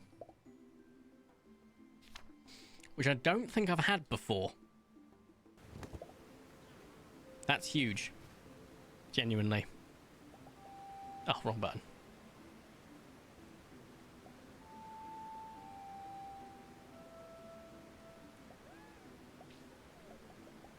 But yeah, no, it's like I thought he was like alive at most the 19th century. I thought he was like a Tudor style painter. I did not realize it was like late 19th to late 20th. That's insane. Fragrant. What's the albino called? We need a twin name. I don't think we've got an albino for this guy. I think the only ultra rare Archaeopteryx I've got is called Archie. And then obviously Archie Spoop, or the Archie Spoop, the Archaeopteryx, with this trick or treat. Technically I've got two already, this is the third. I think the other one was the Noble, I can't remember what it was, the purple one.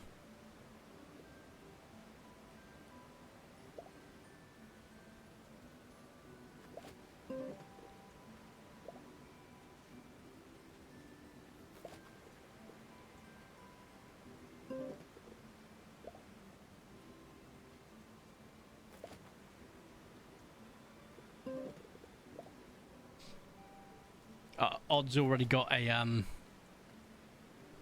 dino named after them. Why Petra, Odd? Why Archie and Petra? What's the link there?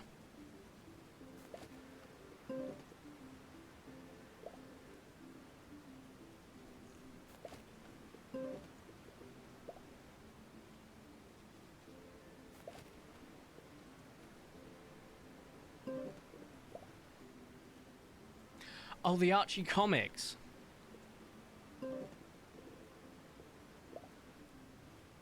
Mine's called Clips. I like that name.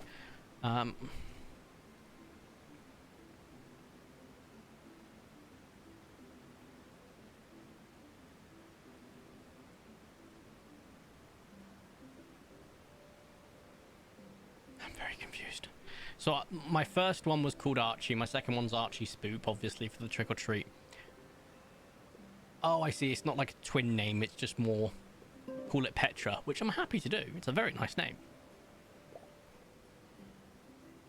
Hey, we tamed it. Let's think out loud names.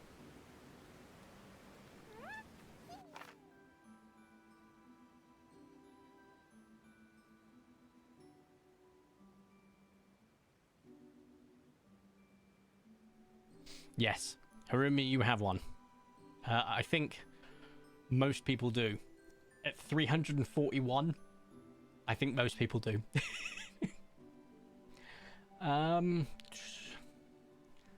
Archie, let's have a look at... There's an Archie nursery rhyme. Archie... Nursery rhyme.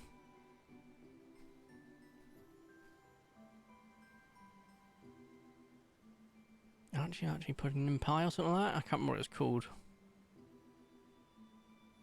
A seal odd but nicest, exactly. Odd, I'm still super proud of that one. Spooky Trudon, yes. Okay, let's just go to Archie Comics character.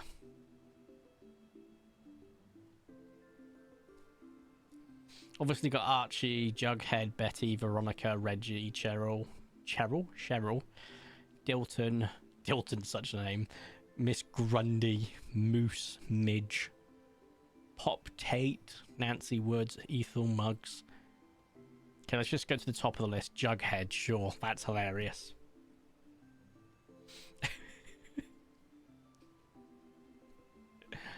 Why not Edgar Allan or Poe?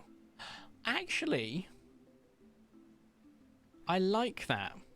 He did bring the Ultra in, plus, what was it said about the Ravens and Nevermore? Yeah. They give, like, small bird vibes. I like that. Poe.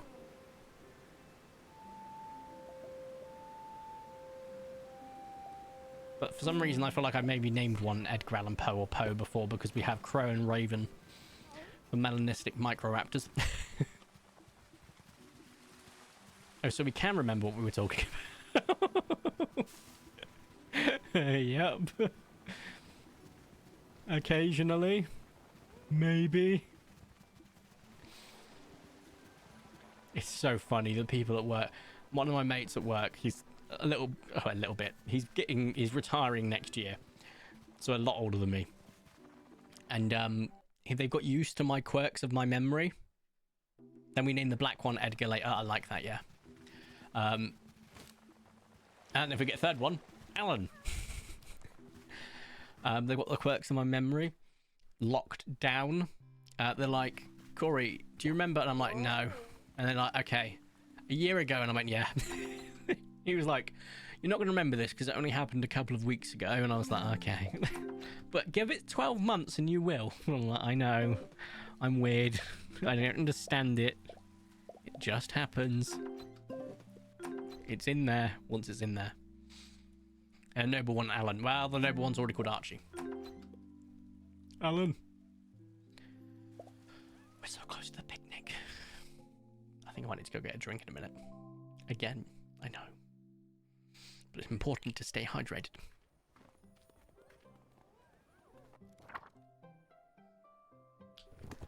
We're getting close to that damn picnic. I'm not giving up until we get there. If the picnic has an ultra rare that I want, we'll do the picnic on stream. Otherwise, we're just doing the checks. If the picnic doesn't have an ultra rare, we'll do 2 checks, so fragrant and juicy. Keeps it just in case we have a variation. I don't know why I went across that way. That was the weirdest way to explore this route ever. And if there's nothing after those 2 checks, that's where we'll end stream. If it's just an ultra rare, we'll do the checks. I'll say I'm going to get that one. I'll make a note on my phone and I'll record it or stream it in the future where we do get it. But I won't hunt for it because that'll be an extra 2 to 3 days to actually do checks and then get it. But if it's one I want, whether or not it's a dupe or not, you better believe it. It could also be the case, if we got a Trudon, I might save the game and then not play Paleo Pines until the update, until my luck change. That's an albino Skeledosaurus. Until my luck changes on the next cycle.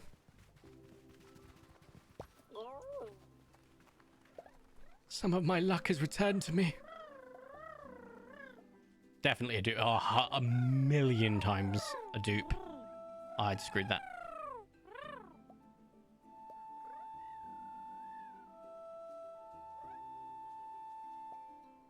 Oh, I butchered it at the end.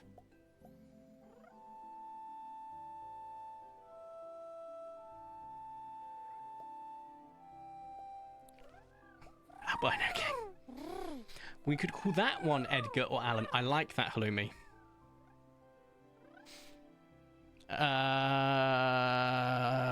Skeledosaurus. Paleo Pines.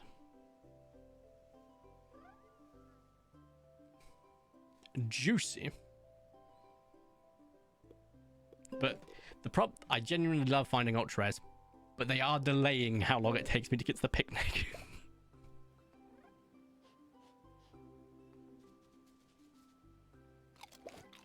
However, they are giving me plenty of vape breaks. Hello, Alan. Alan.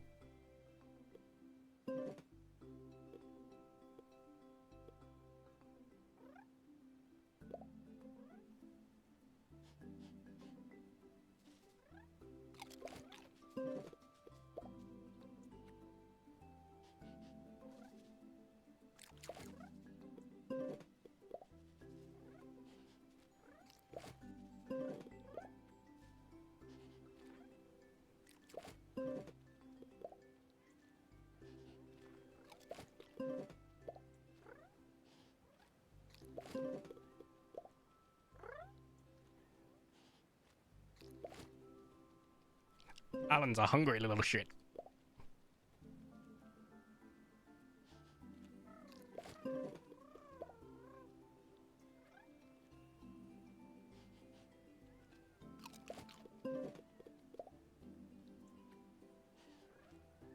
Jesus Christ, I'm running low on poppins.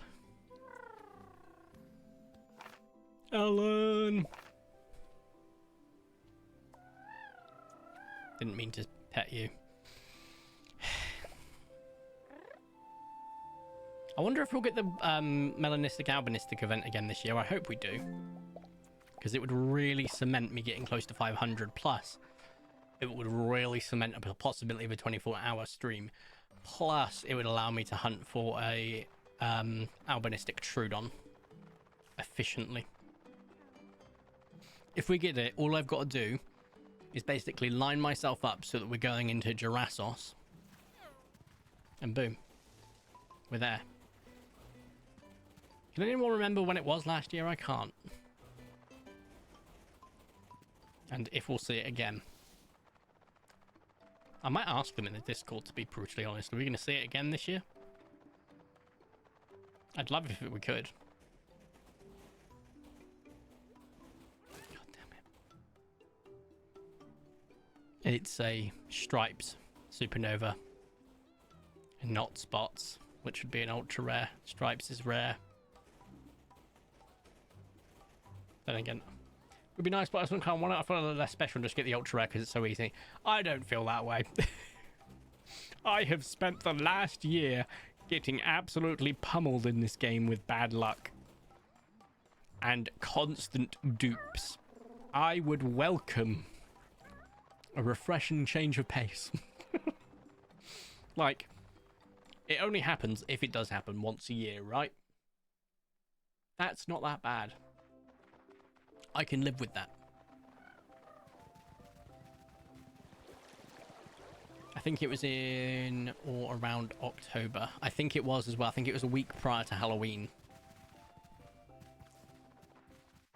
I'm working Halloween, unfortunately, as much as I'd like to do a Halloween stream. But I am off of the week before and the week after.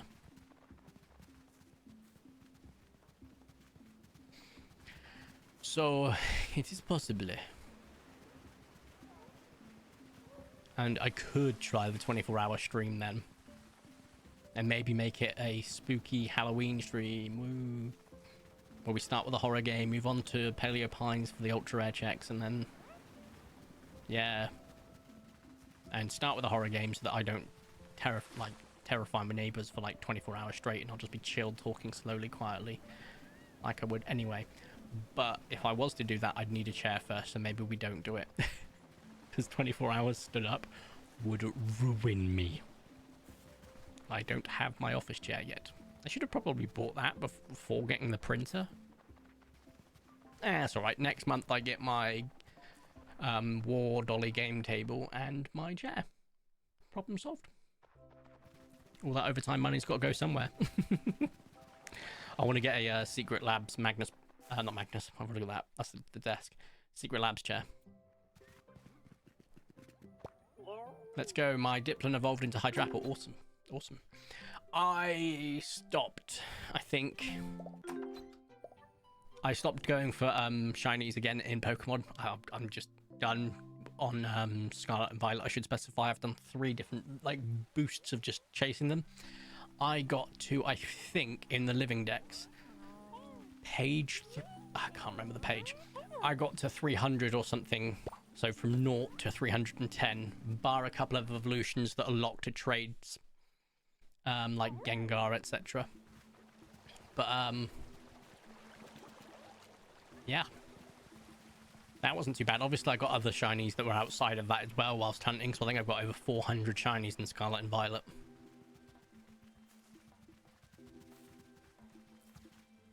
Reminds me, what did you think of the Direct, V? I have a couple of thoughts. Number 1, Mario's 40th anniversary and not a new big Mario game. Mario Tennis is huge, don't get me wrong, I love Mario Tennis, but... yeah. The Virtual Boy is wild. There's part of me that thinks that's so stupid, but part of me loves how stupid it is that they brought that. There wasn't any massive standouts to the point like, oh my god, apart from Fire Emblem, because I love the Fire Emblem series. Pocopia looks interesting. It's like Animal Crossing meets Pokemon, right? And Minecraft. Interesting enough to maybe try it out. Pokemon Legends ZA looks amazing. The game actually looks almost polished, which is an improvement for Pokemon games. Not that I'm setting the bar low, because I'm not, but like I'll enjoy a Pokemon game regardless. And Legends Arceus is still the best Pokemon game of all time, in my opinion. I would absolutely adore a future series of just Art Legends games, because in my opinion they're just better than the normal mainline games. But that's only based on one game so far, so we'll see if that keeps up with ZA. I love the new Megas. They look amazing. The only one I do not like so far that's been shown, I know that I'm not going to like Mega Starmie because it looks ass, based on the leaks. But I do love all of them apart from Dragonite, because I don't like Dragonite as a Pokemon. I think it's one of the worst, if not the worst Pokemon of all time. That is my stance on that. But every other Mega Evolution I genuinely love. I think they've nailed the aesthetic of Mega Evolutions, where it's not an evolution, it's just that Pokemon powered up in a specific way. And I think they've nailed that so far. I like the idea of the DLC. I do think they absolutely missed the mark by announcing the DLC is coming before the game was even released. They should have held on to it. I know they wanted to drum up excitement, but they should know their market, and their market is mainly worldwide, not the Japanese market, which may have been more forgiving to that matter. But the worldwide market will go, what the fuck do you mean you're charging us like $60 for the game and then charging us $30 for a DLC that's already been announced before the game's out? Because that's exactly what happened. They should, like, with all due respect, we expected a form of DLC to tide us over until Generation 10. I did, at least. I think they missed the mark by announcing it too early. It would create this absolute atmosphere of meh. And it has. It did exactly that. But I look forward to it because it's more possible Mega Evolutions for Pokemon that haven't had it before. Such as, and I'm saying this, if they make a Mega Rare for Aegislash, I'm going to cream my jorts. Other games, I remember there was quite a few games in there. I was like, okay, that looks interesting, that looks interesting. But there was nothing stand out, knocks you down. Like, I'm not a Metroid guy, not my cup of tea. Tamagotchi Plaza looks, or whatever it's called now, it looks okay. I remember playing that when I was younger, and that was quite fun. I can't remember much else, to be honest, which, don't get me wrong, it's not the worst direct they've ever done. Not by a long shot, but it's definitely not the best. But it's the first one they've done for the Switch 2 in the Switch 2 generation, basically. And I have a feeling that future ones next year are going to be insane. That's my stance. That's my stance. Oh, the movie, yes, Super Mario Galaxy, of course, I can't forget that. Oh, that was a huge thing for me. That's a good point. I hate that every Mega announcement was behind a paywall. Okay, so the ones that have been announced behind a paywall so far are 3 forms. With all due respect, and I mean this fully, over half of the Megas in Sun and Moon, not Ultra Sun and Moon, in Sun and Moon, were locked behind not a paywall, but they were locked behind online play. I know this because I never got half of them. Because I didn't have access to online back then. So they haven't changed that. It's not so much that behind a paywall, because you have to pay for Nintendo Direct Online now. I get that. But you pay for Wi-Fi anyway. So technically it was always behind a paywall. And I think I would absolutely be fine with things being released online. I mean, you have to be online to get mystery gifts anyway, right? So they're behind a paywall. I hate in-person pickups. Like the legendary shinies for Pokemon Miraidon and Koraidon, which I want. Both the shinies are sensational. First off, haven't been announced for the UK yet, just Australia, the United States, Canada, and Japan so far. Maybe New Zealand, I can't remember. Not even announced for the UK yet. And they're in-person ones, which means I don't think we're ever getting it in the UK, because the only one that used to do that was Game, and they are such a small company over here now that it doesn't make sense for them to do it. That's my least favourite thing about Pokemon. The in-game, the in-person, go to pick up a code, get this shiny legendary, no, bugger off. Put it online. Put it behind a tournament, I don't give a shit. Just don't make me go in person. Nothing quite like being a 31-year-old going into a video game store in this day and age and going, yeah, can I get the code for Miraidon? Oh, I scrolled for chat. What do I expect? But we don't mind waiting for that. I like the Gem 2 starters. I don't like the pig. Oh, so I think Gen 2 starters are strong in the first place. That's a great choice.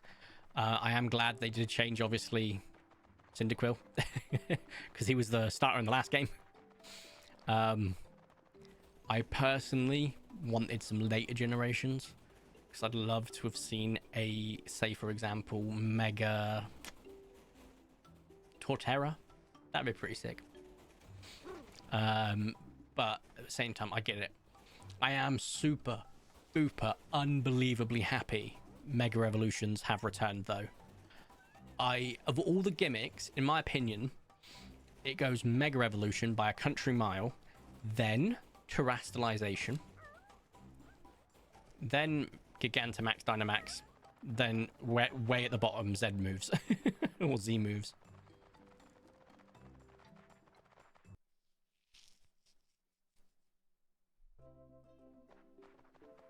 I hate it too. Debating having 2 playthroughs due to that, because I have 2 Nintendo accounts. Could be fun. Could be fun, that. I love the Legends game. ZA, I'm even thinking about maybe streaming it. Not the game, but post-game shiny hunting. We'll see. Also, there should be an ad any second now, by the way. So I might use that to my advantage and grab a drink. No, I might. I'll wait for the green thing to come up that tells me an ad is starting, though. Yeah, it hasn't done it yet. It did say an ad was coming up, but it's not started yet, which is wild. Come on. Come on up so I can stretch my legs and get a drink. Not that I'm wishing you guys an ad, but it should be happening. Hey, ad! Right, BRB.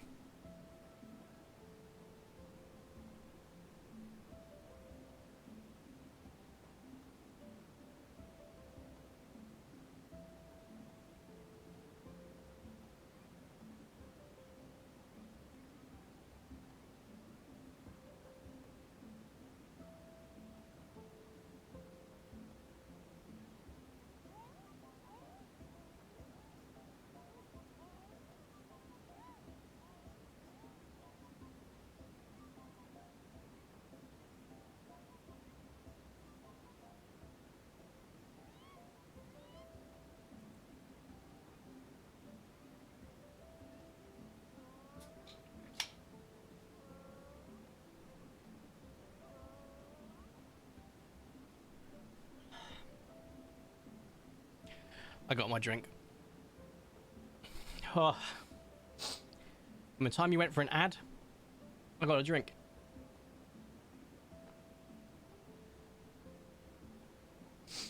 Tom Holland is in a Lego ad. Yes. Wait a second. He's not just in that Lego ad, he's every character in the Lego ad, including the old guy. So he's gone for loads of prosthetics. It's wild.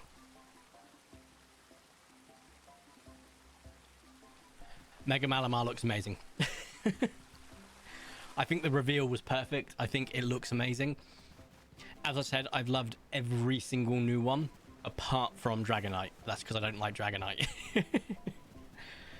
Had they turned it into a big Dragonair, or an actually non-goofy looking excuse for a dragon, I'd probably be super hyped about it. But I'm not. I just think... I think Greninja's one is just, wow, Greninja, but upside down and one extra spike. But it still looks cool. It keeps within the design philosophy. I think the best new one that we've seen so far is Chestnut. Followed by, I can't remember what Fennekin's final evolution, Delphox. Followed by Delphox or Howlucha, then Malamar. Then Victory Bell. And then a bajillion years away, Mega Dragonite. Another reason for 2 playthroughs is whatever I have to make a decision later on in the Falcon Gen I have, I'd like to have my food and eat it too. Yes, I love that. I love doing that as a process. It's hard to take Dragonite seriously when we all met Charizard first. Or when we saw that massive Dragonite in the silhouette form. And, oh my god, it's going to be a terrifying, awesome looking dragon. It's like, what in the barn of the dinosaur fucking shit is this? It's like, bro, what? Like, but you're spot on, Odd. You're spot on with that analogy. Like, yeah, Charizard clears every day of the week. And Charizard's not even a bloody dragon. He's a plush. Yeah, he looks like a plush. And I guess he is one, but that's just not my cup of tea. Like, whenever anyone comes at me with their rose-tinted glasses and nostalgia bait, oh, I've not played any Pokemon since Generation 1 and they've sucked since, even though I've not played them. Generation 1 had the most creative and best designs. No, you're wrong. Completely. Some of the Generation 1 designs, if you go back and look at them from when they were released in Generation 1, not when they got touched up in later versions and thus made better, looked shite. Most, and I do mean most, looked meh at best. Nostalgia makes you remember them better, and obviously you saw them in anime where they looked better, and you remember watching like them as they progressed. I think I prefer Fat Pikachu, I do. I prefer when the OG Fat Pikachu, I do. But you look at a lot of them, they got better over time. And then later generations just added more. Yeah, some generations absolutely had more misses than hits, and some had amazing hits. I know Sword and Shield is controversial for the graphical and performance side of it, and I get that completely, I truly do. Most successful media franchise in the world, and they can't get a good optimized game in 3D. But it has some of my favorite Pokemon designs of all time, genuinely. That's not just because it's set in the UK, but I'm sorry, Corviknight, Dragapult, Dracovish, all of the starters. Like, even Gorillaboom, I'm like not a massive fan of, but I still think it's a great design. Scorbunny, genius. Inteleon, I'm sorry, a James Bond sniper freaking gecko. Sign me up. Yeah. That's not even including lots of stuff like bloody Duraludon and stuff like that. Like, I don't know. Generation 10 has got big boots to fill, because Generation 9 and 8 gave us banger after banger Pokemon design. Gameplay, I loved both of Sword and Shield and Scarlet and Violet with all of my heart. I know others did not. I'm a lot more forgiving when it comes to certain things for games. Not when I'm on PC. When I'm on a console, I'm a lot more forgiving. When I'm on a PC, I'm like, why is this not running at 120 frames? But when I'm on a console, I'm a lot more forgiving. So I was forgiving with that. And once you get past the awful graphics and awful performance, they're fun games. And Scarlet and Violet had the best story of any Pokemon game ever. Easily. Best side characters, probably, since Sun and Moon was alright. Side characters wise. I want to say Black and White had the best side characters. But I do mean Sun and Moon, Scarlet and Violet, sorry, are better than that, even then. I think the only game with a better story than Scarlet and Violet, well, there isn't one. Only one that holds a candle to the story is Legends Arceus. Characters, Legends Arceus. They're like almost up there with Scarlet and Violet. But it's got better gameplay loop, in my opinion, than Scarlet and Violet, which definitely ekes it to the top. I do hate the excuse because dragging out silly Pokemon as Mega is silly. That doesn't make sense. That's not what Mega is. Mega's a pretty useful, horrifyingly torturous, not silly, but oh well. I don't like it, that's it. That's what I'm surprised it is, though, is not a single Mega has changed type for the Pokemon, which is like, why? We'd have had some interesting new type combos for these Pokemon. Well, obviously, it did for Charizard back in the day, and we don't know if it's going to change the actual 3 starters, so Emboar, Feraligatr, and Meganium. Speaking of, in case you're curious, you can look up the leaks for them, and obviously there's not actual images, but there's drawing renditions of what they'll look like. And I'm telling you, Emboar's final evolution, including the Mega Evolution, looks dope. Meganium looks dope. Feraligatr looks dope. So whichever starter anyone chooses, they're getting an amazing Mega Evolution based on the leaks. Oh, I know, I saw. And I wonder if they'll be the same. Simply, PLA is simply one of their best games. Exactly right. Exactly. And I can't wait for ZA. Genuinely. It's probably the most hyped up. Well, it's like last time I was this hyped for a Pokemon game was Scarlet and Violet. Time before that, Legends Arceus. Time before that, Sword and Shield. Time before that was probably Ultra Sun and Ultra Moon. And then, I don't know. I would love, oh, for God's sake, I would love a, and this is a big, never gonna happen. But we saw Pokemon Snap get a sequel years later. Game Freak. Stop pussyfooting around. Stop being cowards. Give me Colosseum. Give me another Colosseum game. And my life is yours. Or a Pokemon World game. Imagine being able to travel the entire Pokemon world. Oh my God, you could charge 100 quid for that. I wouldn't give a shit. I'd pay for it. Like, if it was like the biggest Pokemon game to date with every single Pokemon in it, you could travel every region. You're already an experienced trainer. You could import your trainer file from the most recent generation. You can travel across the land, searching far and wide, teaching Pokemon the power that's inside. Like, come on, bro. You could go to every region, take on... You've already done, like, you're already leveled up to the point that gyms would be irrelevant, but you could do a super gym challenge, which is like level 100s and stuff like that. It'd be crazy difficult, but really rewarding. And if you did that for every generation's gyms, you'd have like a, like, I want to say you'd be up to like 80 gyms. And considering you had gyms and different challenges in Scarlet and Violet, you'd have 80 gyms. You'd also then have the Scarlet and Violet, like, different challenges you had to do, which was so much fun, by the way. Having boss battles, alpha Pokemon sort of style, as well as gyms, as well as like bases to raid. Such a fun way of doing it, genuinely. If you ever Switch 2, play Scarlet and Violet. I would say if you ever Switch 1, but I can't go back to playing a Switch 1 after owning a Switch 2. And I will be playing ZA on Switch 2. I do still need to check to see if I could stream it, if it will work on my PC with how little USB 3 hub points I've got. But if it can work, I will stream it. But not when the game is like out, but once I've cleared the game and can start shiny hunting. I think it's possible. I could maybe start playing the game with like, and then just drop in and say, look, this is where we're at. Let's just continue through the game together. Or I could start the game with all of us here as it comes out on midnight. And play a bit off camera, play more on camera. I could make 2 separate saves, one for on camera, one for not, but I don't want to do that because the one on camera would never get touched.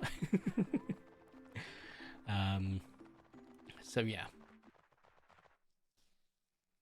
This is the last game in Gen 9 where you cannot transfer Pokemon out of PLA to other games, and even worse, if you transfer Pokemon, they're stuck forever. Why would you need home at that point? So they're not stuck. You can transfer them to ZA, and then you can transfer them from ZA back to home, but they can never go back to previous games, which isn't that uncommon.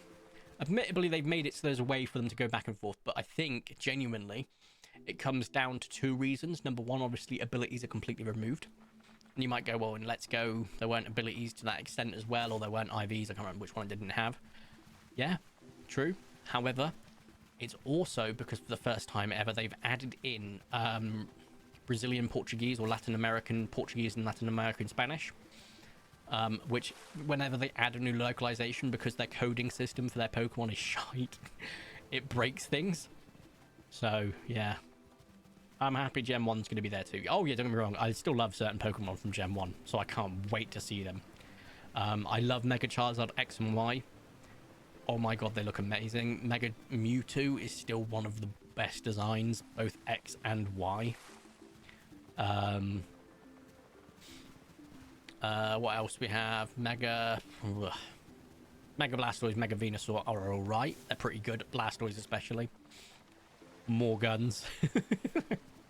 Turtle with guns equals turtle with more guns now.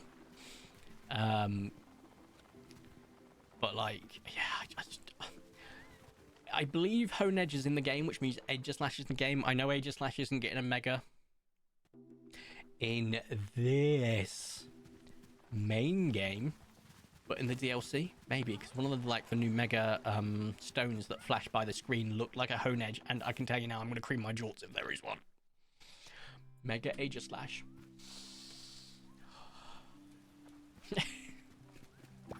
I'd be so freaking happy. I don't think you understand. Aegislash is my favorite Pokemon. It's such a weird one to have as a favorite, I'll admit, but it is my favorite. Truly. Pele didn't have the issue. That's true. That's true.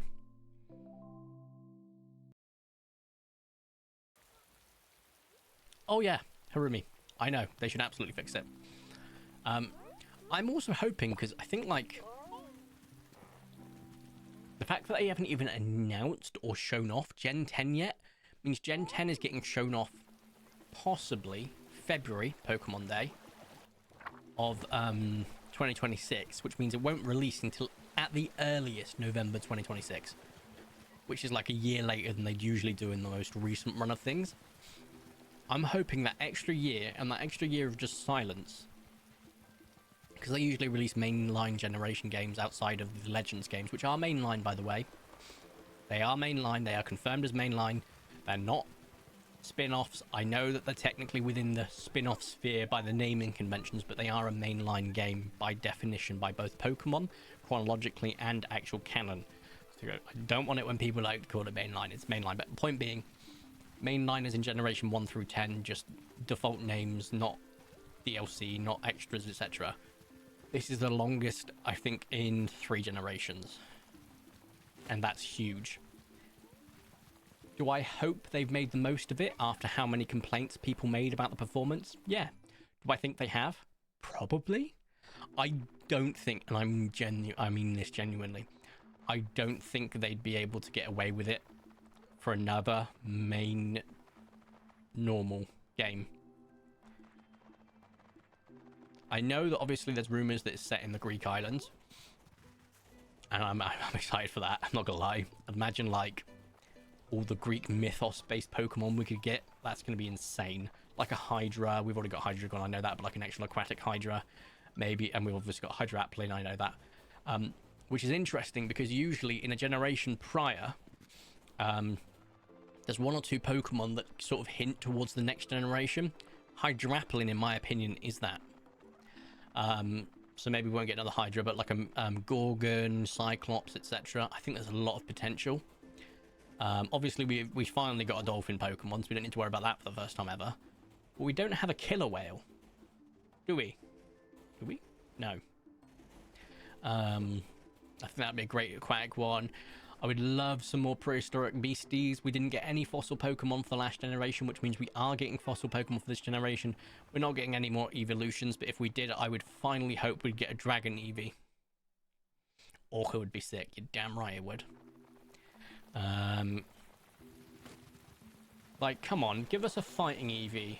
Give us a ghost. Give us a dragon. I want them. You finally gave us a fairy one, so like get the others. Dragon, like YV done, right? Easy name. Super easy name. Give me a tiny little cute dragon dog. How hard is it? Pokemon. All right, I have to start over my Eevee collection. I have got every shiny evolution thanks to Scarlet and Violet. And a shiny Eevee, of course. I have a shiny living dex. Which I will, once I move it all into home, actually sort my home for next generation. So I can start to fill in gaps. So I can go, okay, I've got the first 120 actual from the national dex. Let's start adding them in from Kanto. So let's go play Let's Go Pikachu, Let's Go Eevee. And grab these couple. I fully intend to, by the end of Generation 10, have a shiny living dex of every Pokemon possible. Now, some legendaries will be impossible, some mythicals will be impossible, I get that. But most legendaries are possible through Sword and Shield. The downside is if they've removed online play for that game by that point, which is very possible, I will have to do it all on single player, relying on YouTube guides on how to do it. So that's a shiny hump with Scarlet and Violet and PLA, so I've got a long way to go. I think all in all, I think a lot of them are duplicates. I'm telling you now, I've got so many duplicates. Like when I do the Masuda method, so the egg hatching method, I end up with like 6 or 7 of the same Pokemon because I usually grab like 1,000 eggs and then hatch them. And usually that's more than I need. But anyway, I have, I think, around 700 or 800 shiny Pokemon across all games in home. I think 450 or so, because 300 nearly 50 from this generation and last generation. Did I not click save? No. I think that's the amount of unique I've got out of the nearly 1,100 Pokemon there is. So, still got a long way. I'll add 4 more to it today when I load up Scarlet and Violet and download the... So if you are on Scarlet and Violet, remember to claim the mystery gifts of the new shiny legendaries that were part of the hunt. So that's the 4 Ruinous Beasts one. I think I said the name. 9 dinosaurs need attention. Jesus Christ. Right, who is it? Dooku. Alright, cool. Herbivores and carnivores, basically. Throw away all this crap. Oh, wait, what am I doing? Tell you what I am doing. I'm not dealing with that right now. We're going to go do the picnic. And if we get no ultra rares, this isn't a problem. So I want juicy and fragrant because, yeah, this is fragrant. No, it's not. It's juicy. I don't think that's fragrant. See, that's fragrant and juicy. So these pairs that I have way too many of. And then I need one thing that's juicy and not fragrant, and one thing that's fragrant and not juicy. That's fragrant and not juicy. So juicy and not fragrant, please. Juicy and crunchy, sure. Done.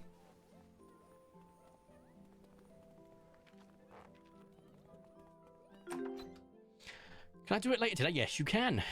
Do I need a code or just internet? I think it's just a code. No, just a claim, sorry. So to claim the internet mystery gift. And then via internet, yeah. I think I've not claimed any of them yet, so. I think you've got until the end of the month. Thanks, I will get to that then. So we get the shiny goldfish, the shiny saber-toothed tiger, the shiny Mastodon, not Mastodon, what's it called? Bison. And then what's the fourth one? The shiny snail. Which I have to say, the choices, I love it. Like, would we have got a goldfish? That admittedly doesn't look like a Pokemon, but would we have got a goldfish in normal gen? Probably not. Obviously, we had Goldeen, but that looks nothing like a goldfish. You know? Right, let's put that in. That's turned it fragrant, which is fine. We'll start with fragrant, I suppose. So, let's do the checks.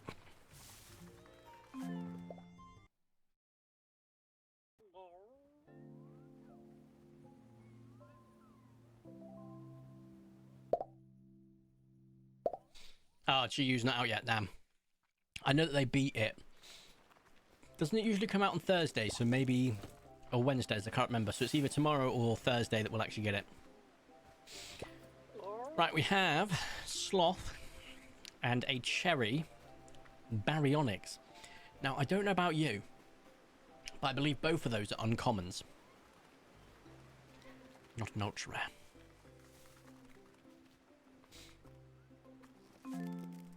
Once but acquire multiple, yeah. Okay.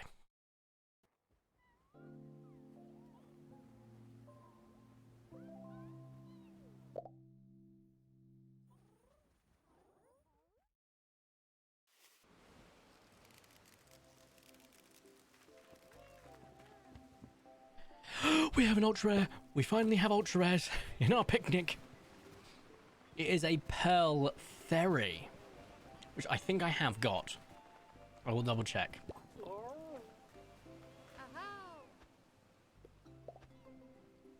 Are they counted as forest or valley fairies? Forest, cool. Yeah, I have got a pearl. Okay, good to know. Hey, that's only day 2. Let's check day 3.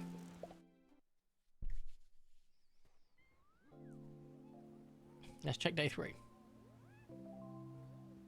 As I said, if we get what we want, we'll continue all the way up and to actually get it.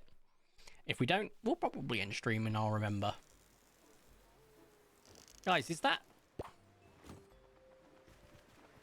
that's the rare one, right?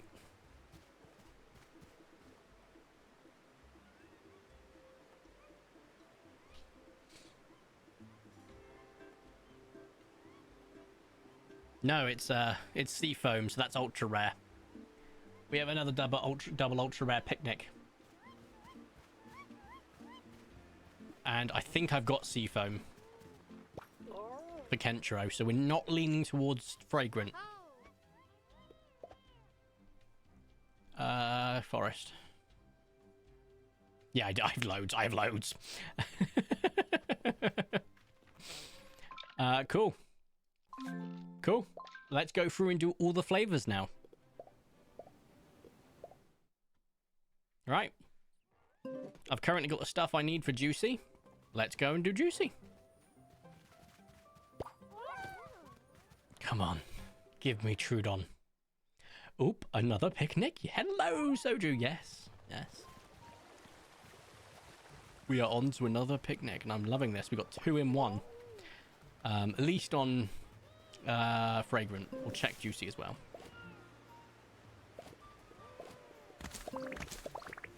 There we go. That's a large. So it's not day 1, but I will check day 1 to be safe in each of them, but I don't think it will be. And because of that, I guarantee that Trudons will be day 1.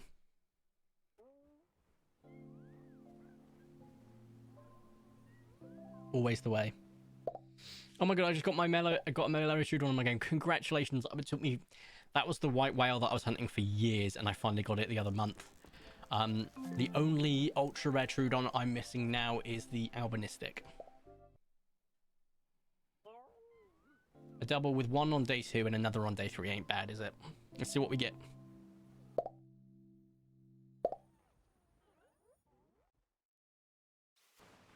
Me enchanting Trudon. Damn it! It's the Rachosaurus! And it's the Proud Lotus, which I definitely have. Because I love the colour scheme, it's just fantastic.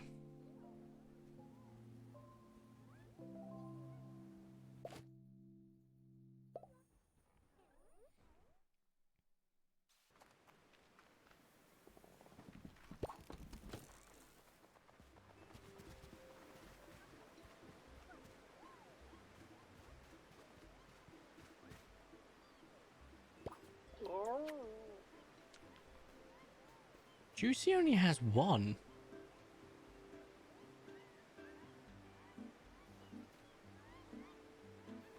I'm still waiting for a strawberry milkshake T-Rex. Inconsistency. This is the first variation we've seen in years. Like, we're talking nearly 15, 16 years in game. I've not seen a variation. That's crazy. What if Fragrance the only one with 2 ultra rare? Because Rust's just a rare, but that's crazy. We had 2 rares and an uncommon there. That's crazy. Right, okay. What if Fragrance the like the out of pocket rather than I just got rid of the things, that doesn't matter too much. Okay, so we're gonna go for,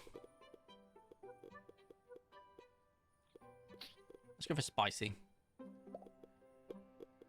So take them and then I'll take the chili peppers that are somewhere that I know I have loads of. There we go.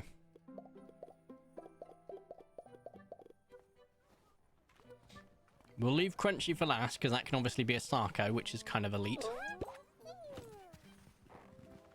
But no Trudon, no T-Rex, no Barry.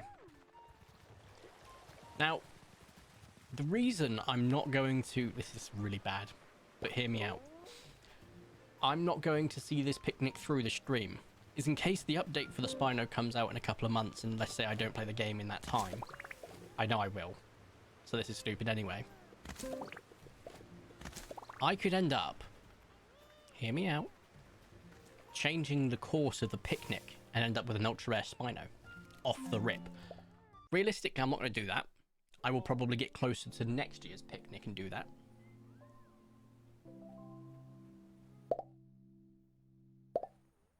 But you know, variations used to happen every year in game, and they used to be fragrant, which it wasn't this. It was this year. No, it's juicy. Juicy.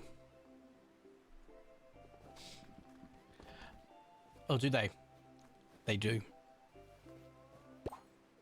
They do change. So if a dino has a new skin, they change. Okay? Your seed changes in every update, so you'll get a random picnic anyway. But if it's only just to add a new dino skin, you won't get a new picnic as such, but your odds could... No. It's always changed, so there's no point in me denying it. Every time I've done it before and after an update, it's changed. But it's... Oh, no, it's the static on-world save. So, right, hear me out. On day 3 of Triasia, year 2, you find a Proud Lotus Trudon. But you keep a hold of that save, and then in the next update, a Trudon skin is dropped. It won't be a Proud Lotus anymore, it'll be a different one. So it's usually whatever is following or preceding it gets pushed away along or along. It'll be a different one. Picnics change completely. So you might get more, you might get an ultra rare that you like didn't have before and a new dinosaur, or you just sacrificed getting one. So it's not worth it.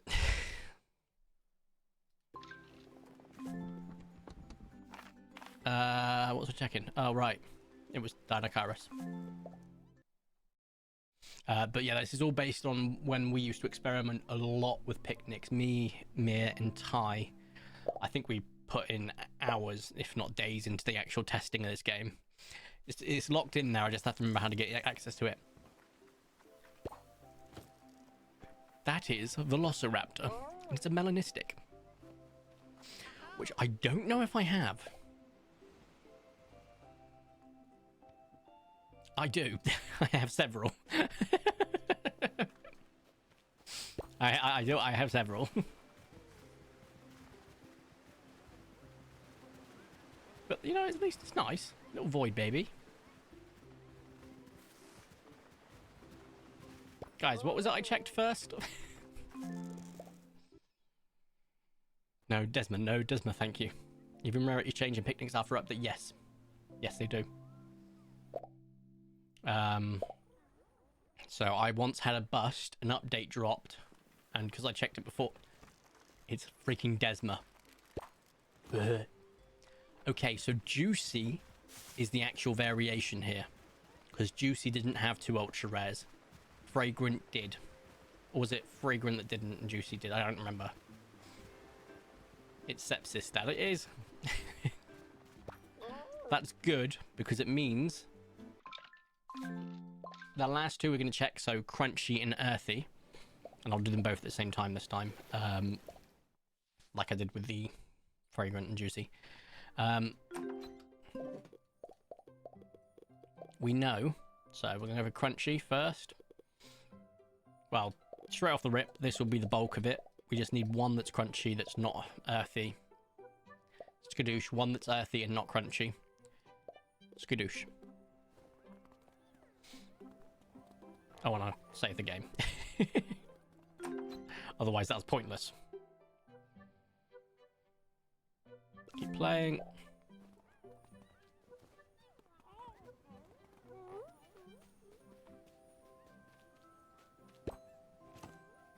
Juicy didn't have a second because it was damaged. Oh, that was it. Thank you.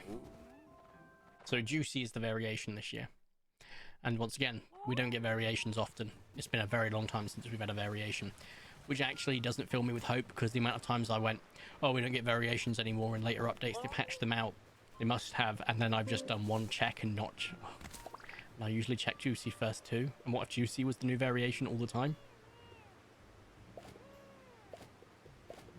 Well, that's a load of Schrodinger's shinies I've lost. Let's go Crunchy first, please. Is that big enough for Crunchy? Probably. I don't actually do the maths in the testing phase. I just throw everything at it, and then when I actually go to hunt them, I'll just take the actual right amount for it. In my testing, usually Crunchy has inconsistency. I wonder if that's dependent on the seed, maybe. I don't know.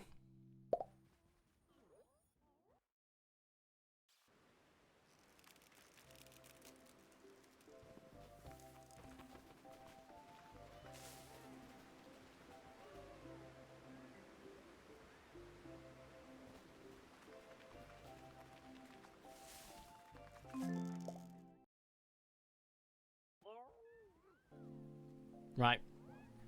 Crunchy. Done. Well, the first day's done, so let's see what the actual lucky days bring. Oh! I forgot that name. Is that Portal? Yes. Oh, I love portals. Especially when it's an ultra rare, it's just great. I think I have got that for the trike, though. Ballet. Yeah, I have 2. Nothing but dupes so far, guys. Sako, please. Love my portal Centro Sinner. That was I almost felt like a tongue twister. It is not a Sako, it is Overraptors. I see 2 blueberry muffins. Where's the third one?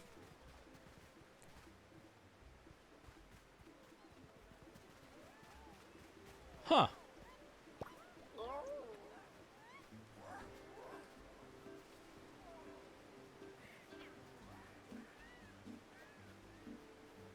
That washed out blue is just an uncommon, I think. 2 inconsistencies. How odd.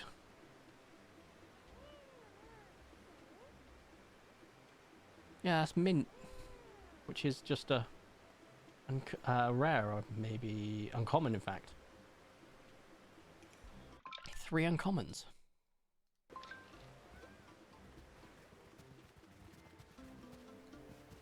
Two inconsistent. Hey, look, I'm the guy that got a triple picnic once with 3 ultra rares. Massive inconsistencies in picnics, kind of my thing. Plus, I'm like 32 years in the game, so like, I'd expect to see this weirdness by now, surely. But this is new. I've never had a double inconsistency. I've not had inconsistency for like 15 years in game, and then I get 2 in 1. We don't know what's real.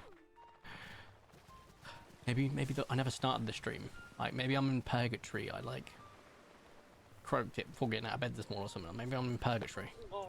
Neither good nor bad, you know. Right, we want earthy this time. Which it currently is. Just throw that in, good measure. Interesting.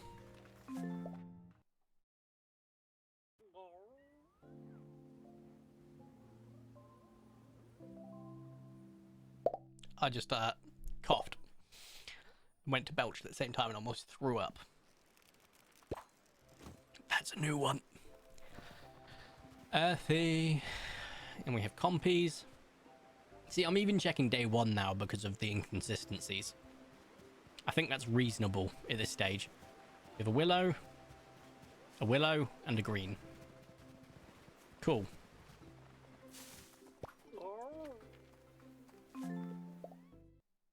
What's the earth? Yeah, Megalosaurus would absolutely be one of them. Harumi, you're spot on. I can't remember what else they have access to, top of my head. Stego would be another one. Yeah. I like Stego, so... Well, we're definitely getting an ultra rare Stego then. Oh, it's the black cherry. It's the black cherry Stego.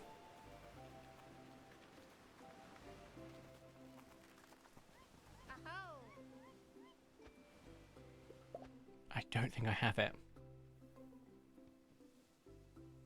Like I've got loads of megalos already, don't get me wrong, but the Stego is quite uncut. I don't have it. So this is a non-dupe. So I'll absolutely be going for earthy. It's not one I really want, so I'm not that fussed about like seeing this through. We will finish the picnic checks though. Target acquired. But black cherry is a fantastic color choice. I genuinely can't wait until they release all the new colors from all the... Oh, yeah, we do get another one. And it's another melanistic. Melanistic Megalo. I've got one of those already. See, these are really nice colors in the Megalo. They kind of like really work together in like a contrasting way. I like that. Like you got the yellow, the black, and then the mint. I'll take that. That's a... do you know when you went Earth, you get a ones and Megalo Stego? It didn't give me Trudon. It didn't give me Sarko. It didn't give me T-Rex. But I will freaking take that. But yeah, I am going to end the stream here. Because as I said, it's not what I'm actively hunting for, so I'm not going to like go through the process of having to do 3 whole days worth of checks and deal with those 9 dinosaurs that are apparently unhappy. But we nearly got to a 3-hour stream, which is not super long, but it's better than what we've been doing the last couple of weeks, so I'm kind of proud of that. My feet are dying, though. I will next month on payday, most likely. Not this month's payday, because that's already gone to everything I've bought this month. I'll be getting a chair. A proper chair as well. I can sit down and stream and just chat for hours with you guys. So that looks good. Something brand new. Yeah, but yeah, that's an absolute win. That's another one that's not a duplicate for the first time in 8 shinies. That's crazy. Anyway, he's getting a chair. Finally. It does mean you will be seeing the wall differently, which means anything I put up on the wall, I'll have to make sure I have stuff on the wall below me as well, but like, or head level, I guess. So there is that.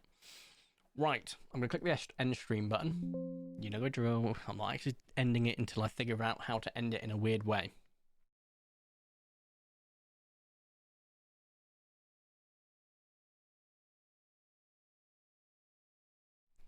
We've done the elevator before. I go, I'm just going to go down. Obviously, we've done the stairs as well. We've even done, like, I can't do it with, I've not got enough space for this, so I'll try, but I'm warning you, this is going to look awful. The escalator. I do not have the space to do the canoeing. What other methods of transportation can we take to leave? I could Mary Pop in it, you know? Just grab a hold of a umbrella and just start going up. Look, I'm Mary Popping, y'all. I don't know. Maybe we won't go that avenue then. Oh, it's been a while since I tell a joke as we finish. And I can't think of one, so we're not going to do that either. Man, I'm drawing a blank today.